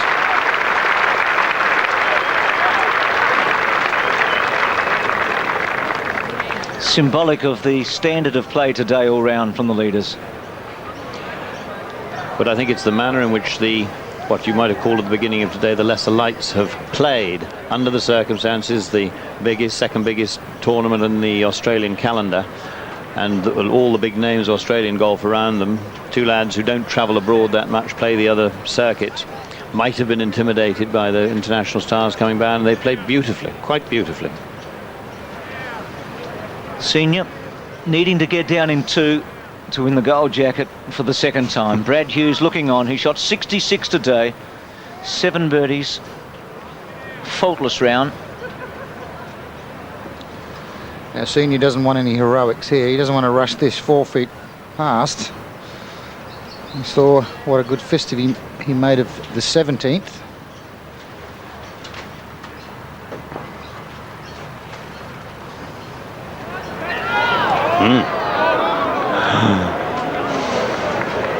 Well, I think he just rather try to get too cute with that, Bruce. I think he's sort of the old adage is saying when you've got 2, take 'em, but he's going to need it. I still don't think he'll miss it, but he's made it harder for himself than he needed to.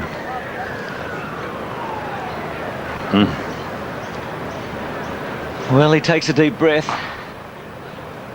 and Terry Price over his putt as Peter just thinks about his, and this for outright third and $48,964. There's a big swing here. 34,000 for fourth, 48 for third. In. Wow. Very good. It's around a 70, started at 5 under, finishes at 8 under, and didn't drop a shot. 68, 74, 72, 70. That's great scoring around the Huntingdale layout.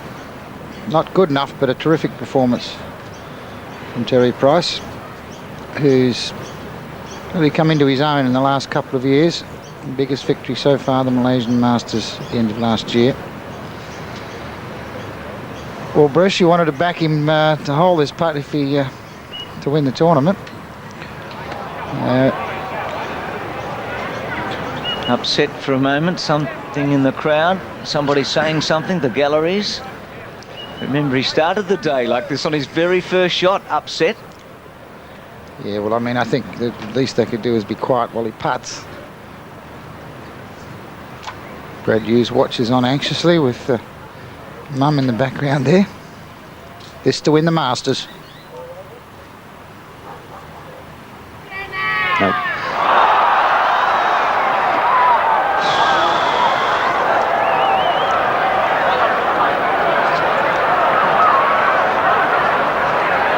Wow. Brad Hughes' mother there. And under the circumstances, this still has to be got in the cup because your hands are shaking now, the palms are clammy.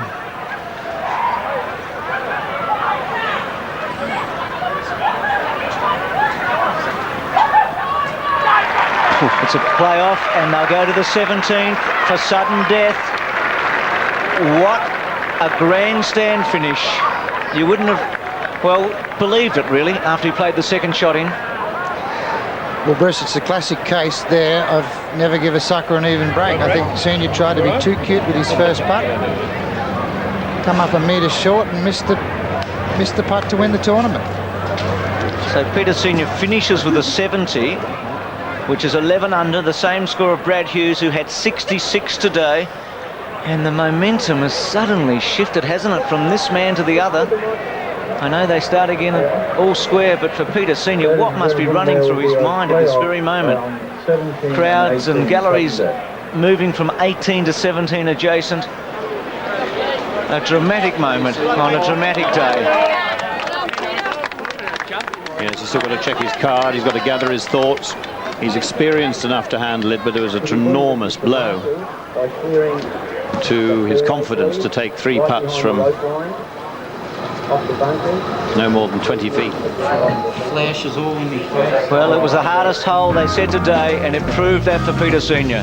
Hardest hole on the course, and he wasn't able to make par. So we go to 17 for a playoff. Senior and Hughes. Price finishes 3rd, Parry 4th, Allen 5th. Norman in 6th position. Off at 17 and then 18. Remember Ian Baker-Finch in 1988 at 17 with Roger Mackay and Craig Parry. They'll have a toss of the coin shortly. See who hits off first. And Jack, everyone now is wanting to know where the momentum, where the strength might be. Is it with Peter Senior, who for so long has looked the winner of this championship right to the last moment? Or is it with Brad Hughes, who's had this sensational final round of 66? Well, Bruce, from my experience, you'd probably say that the momentum has gone over to Brad Hughes now, because he's come off 66. Senior's just missed a short putt at the last to win, but from my experience, it usually goes back the other way. So if I were a betting man, I'd nearly think you'd have to stick with Senior. Well, he's got the pedigree. He's won 9 international tournaments in the last 3 years, 19 tournaments in total. But you've got to say that Brad Hughes is no stranger to good performances. This is no flash in the pan. He's a hell of a player. So don't underestimate him by any stretch of the imagination. He hits the ball as far, if not further, than Peter Senior. So length isn't a problem. And he seems to have sorted his putting out. Let's have a look in just a moment. We'll see Brad Hughes' shot at 18, his second shot in. Remember that this is about a minute, Jack, before Senior made birdie on 16. This was a really, really fine shot. I mean, sensational shot. Peter Senior won the toss and, well, is elected to bat. He's going to hit first. What will they be trying to do here? Well, it works both ways here. Senior, if he can put this on the fairway with a 2-iron, the pressure's back on Brad Hughes. If he misses the fairway, the door's open. He hasn't gone down to pick up the tee. That's going down the right. That might be too far right, Bruce. And not long enough to get a view around the corner. He can still bend it, of course, his second shot. Drying the hands on the seats of the trousers. And I mean, he really hasn't hit a bad shot, as far as one can remember, all afternoon. This is what you practice for hours and hours and hours for, to find out whether your swing will stand up under pressure. As that time. It's a beautiful shot. Perfect, really. Advantage Hughes. Maybe a classic shot there from Brad Hughes, considering the moment. As we look at Microsoft Classic Shots, we're inviting you to pick the 5 that the Channel 7 commentary team will be selecting after this tournament. Entry forms from Bulletin magazine. The first, David Armstrong's hole-in-one at the Australian Open. And in it went at the 9th hole. Steve Elkington had 2 magnificent shots during his victory. This was one of them, over the water. Australian Open champion. Was that the shot of the summer? Or was it this one from Wayne Grady at the Johnny Walker Classic on the 18th hole of the 3rd day? And as we've said a couple of times, he was in danger of missing the cut, so there was some pressure here, and in it rolled. A couple of pats coming up, Robert Allenby and Nick Price. And if you were clever enough to listen to Jack Newton yesterday, he wasn't going to put one of these on top. So maybe you should have them down the list slightly. That's Allenby going in. Great putt. And Nicky Price gave this a real rap like he gave that eagle today. Smacked the back of the cup. Peter Senior, oh, wouldn't he like to do this on his second shot today? This was his only shot at 15. $100,000. But he's got a lot more in his mind right now. In it went. And Greg Norman, who... Well, oh, what 3 days can make. Greg Norman at the third. Exquisite shot. Timed it beautifully. Just rolled it perfectly. And in it went. So, the classic shots from Microsoft, put them in the order 1 through to 5. The address coming up. And it's classic shots competition. Lock bag number 413, Crows Nest, New South Wales, 2065. Bruce Critchley's being mischievous and suggesting that Brad Hughes at 18 should go in there. And be battling to argue with him. Malaysian Airlines, the 2 people to the final days of the British Open or the Microsoft Golf Prize. March 12, it closes. March 21 on Sports World, the winner announced. Well, their hands might be a little sweaty. What about ours and everyone else's? It's a tremendous moment here. I'll tell you what, you can't count in the summer without including that shot up the last, I have to tell you. Now, Jeff Flanagan's down there with Peter Senior. What's happening here, Jeff? Well, Bruce, the lie he has is quite good, but he has to bend the second shot at least 30 to 40 metres around the dogleg. I've worked it out at about 215 to the flag, 220 to the flag, and I'll have to go with the 2-iron, I would say. Work over here. It's no bargain, that's for sure. He's got to negotiate those gums on the corner of the dogleg up ahead there. Now he needs to start it up at those people you see in the middle of the screen up the top. And as Jeff Flanagan said, bend it quite sharply from left to right. Seeing his second shot, the first playoff hole.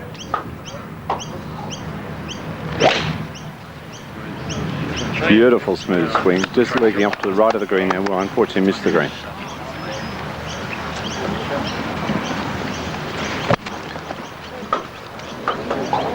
So he's hit it to the right, Jeff has told us. He's missed the green. And Brad Hughes looks to be in perfect shape.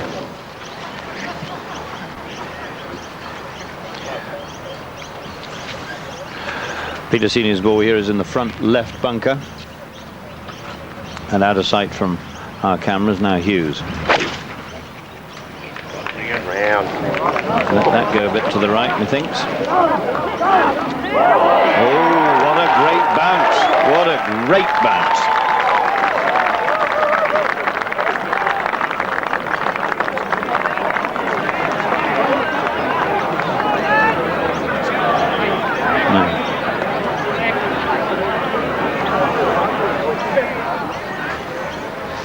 Well, 5 years ago we had a playoff at this hole and Ian Baker-Finch played one of the most famous shots at Huntingdale as we have a look at the 88 playoff.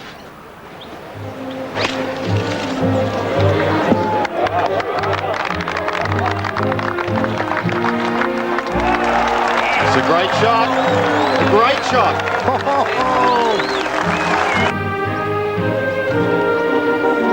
Ian Baker-Finch is the Australian Masters champion for 1988. Winner of the gold jacket in a wonderful playoff with Roger Mackay and Craig Parry. Ian Baker-Finch celebrating 5 years ago, and Brad Hughes and Peter Senior playing for it all here. Peter Senior in the bunker to the right at 17 and short. Now the one saving grace for him here is a long trap shot. Normally it would be, well, a tall ask to expect him to get it up and down, but with the rain we've had, the bunkers have compacted. So this shot, not such a difficult shot with the sand compaction. You should be able to get this, pitch it on the green, and you'll see it check on the second or third bounce.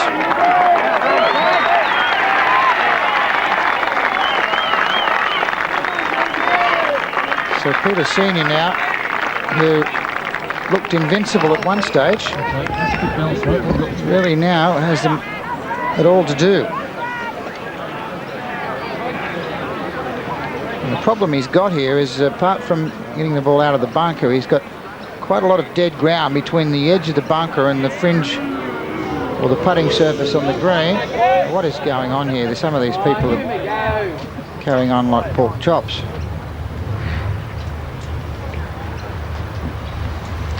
And of course, Jackie's got the mental burden of the knowledge that he should have won this in ordinary time. That's right. And you...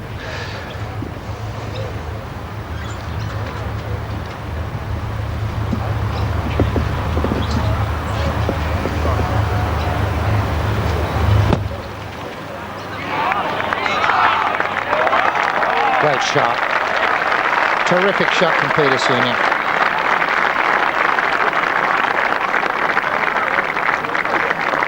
But at best you'll have that to take it into extra time. Or further into extra time. Yeah, it's sudden death, remember. So if Brad Hughes were to hole this putt, he's the 1993 Masters champion.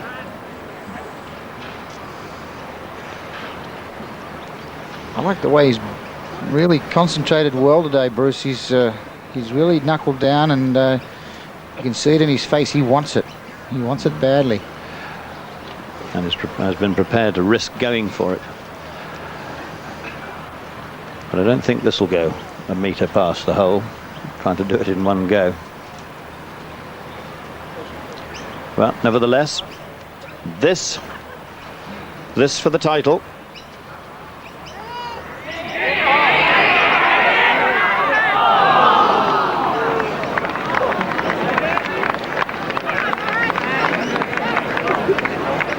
Now it would be normal that he finishes off and leaves it, puts the pressure back on Peter Senior rather than let Senior putt and then have to hole this one himself. This is amateur experience playing match play coming out, because that's what we're really dealing with here now.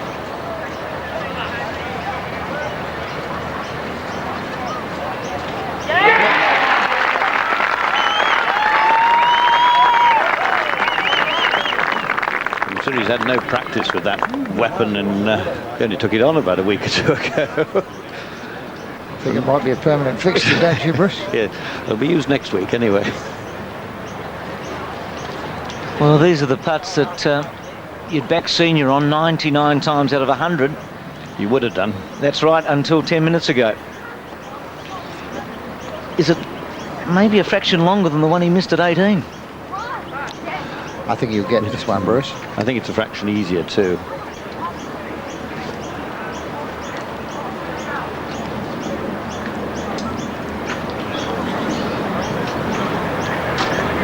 So if Peter Senior misses this, the title's Brad Hughes's. If he gets it, we go up the 18th.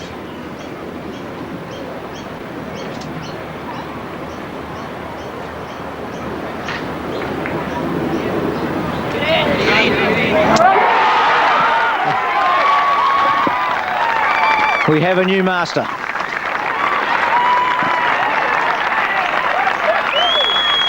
Brad Hughes, here's Pat Welsh. Bradley, congratulations. You didn't put a foot wrong today. I don't know what to say at the moment. What's this mean in front of the home crowd? Yeah, it's great. I mean, I had a lot of support out here today, and they were urging me on all day, and it's nice, really good. You're telling me yesterday afternoon that you've been so highly placed in so many tournaments. You've led quite a few into the final round, and that victory has eluded you. Yeah, well, I came from behind today, and bad luck for Pete. He had it won, but someone's got to win, and it's hard work when you're leading and having to hole putts and things like that. How do you rate that final round? Great now. Yeah. What about the tension of the playoff? Have you been involved in many playoffs? I know Peter Senior has. I lost a playoff in Japan last year. The TM Chen birdied the hole, so it's my second one and 1-all now. So sweaty palms?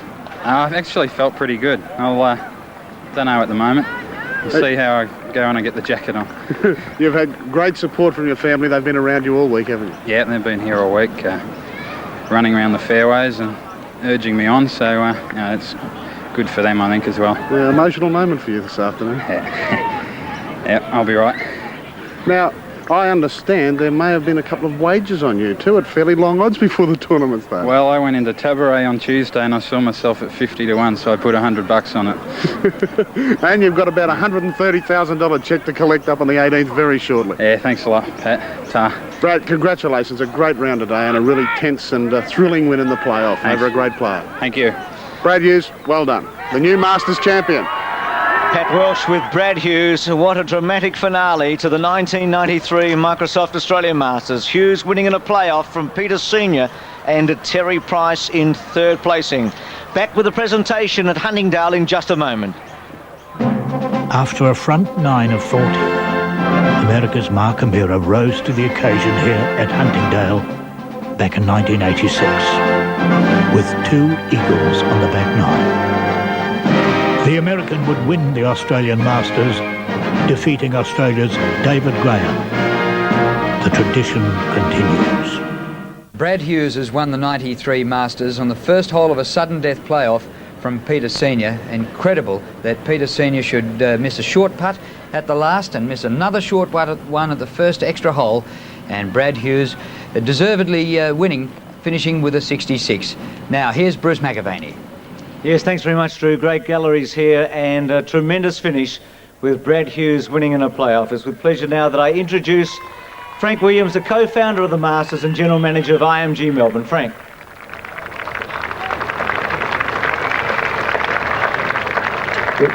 Ladies and gentlemen, on behalf of IMG, I'd like first of all to thank Channel 7 for an enormous telecast, especially that playoff. That took some doing. Well done, Channel 7.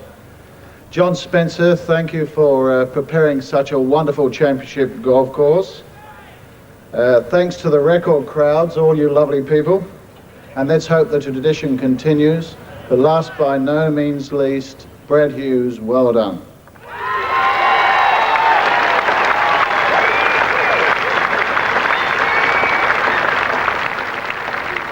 So with pleasure now I introduce the winner of the 1993 Microsoft Australian Masters, Brad Hughes.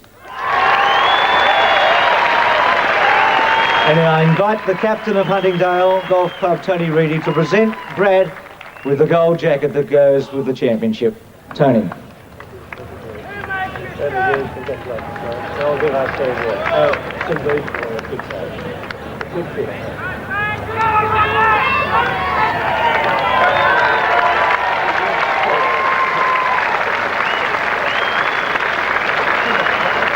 And now Tony Fraser, who's Sales and Marketing Director of Microsoft, to present the magnificent Waterford Wedgwood Trophy and the Magnum of Champagne from the House of Bollinger to Brad. Tony, if you'd like to come forward.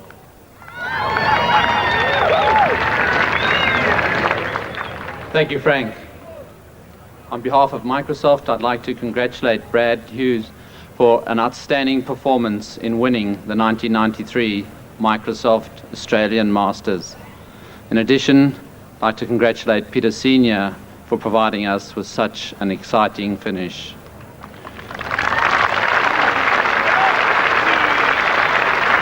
But perhaps equally as important, I'd like to thank everybody associated with this tournament, the event organisation, the magnificent Huntingdale Golf Course, and all the players whose performance these past few days has been excellent. As the world's largest supplier of computer software, Microsoft is delighted to have been part of this year's Masters, since it gives us an ideal opportunity to put something back into the community in which we have been very successful. Once again, congratulations to Brad and the organisers of this year's Microsoft Australian Masters. Tony, thank you very much. Brad, I've got a few things to present to you here. Firstly, the cheque, $130,572. I've got an invitation here to the Johnny Walker Championship of Golf at the end of the year, and I've got a big congratulations because today he played one of the great rounds, 66, 7 birdies, not 1 bogey. It really was a round to remember. And what about that shot at 18? Brad, congratulations.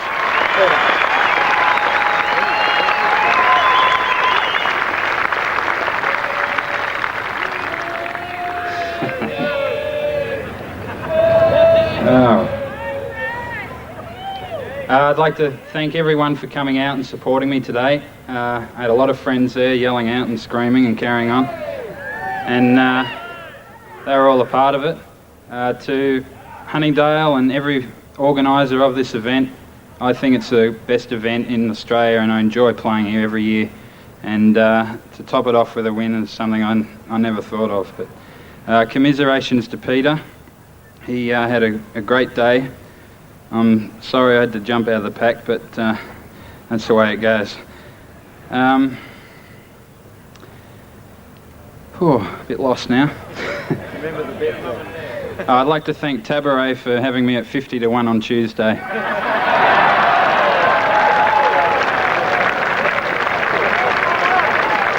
Brad told us a few moments ago he had $100 on himself at 50 to 1. I don't think you'll mind me saying that today.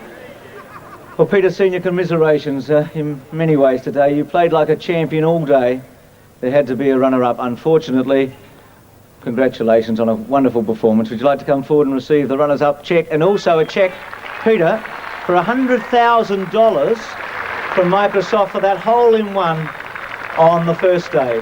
Peter Senior.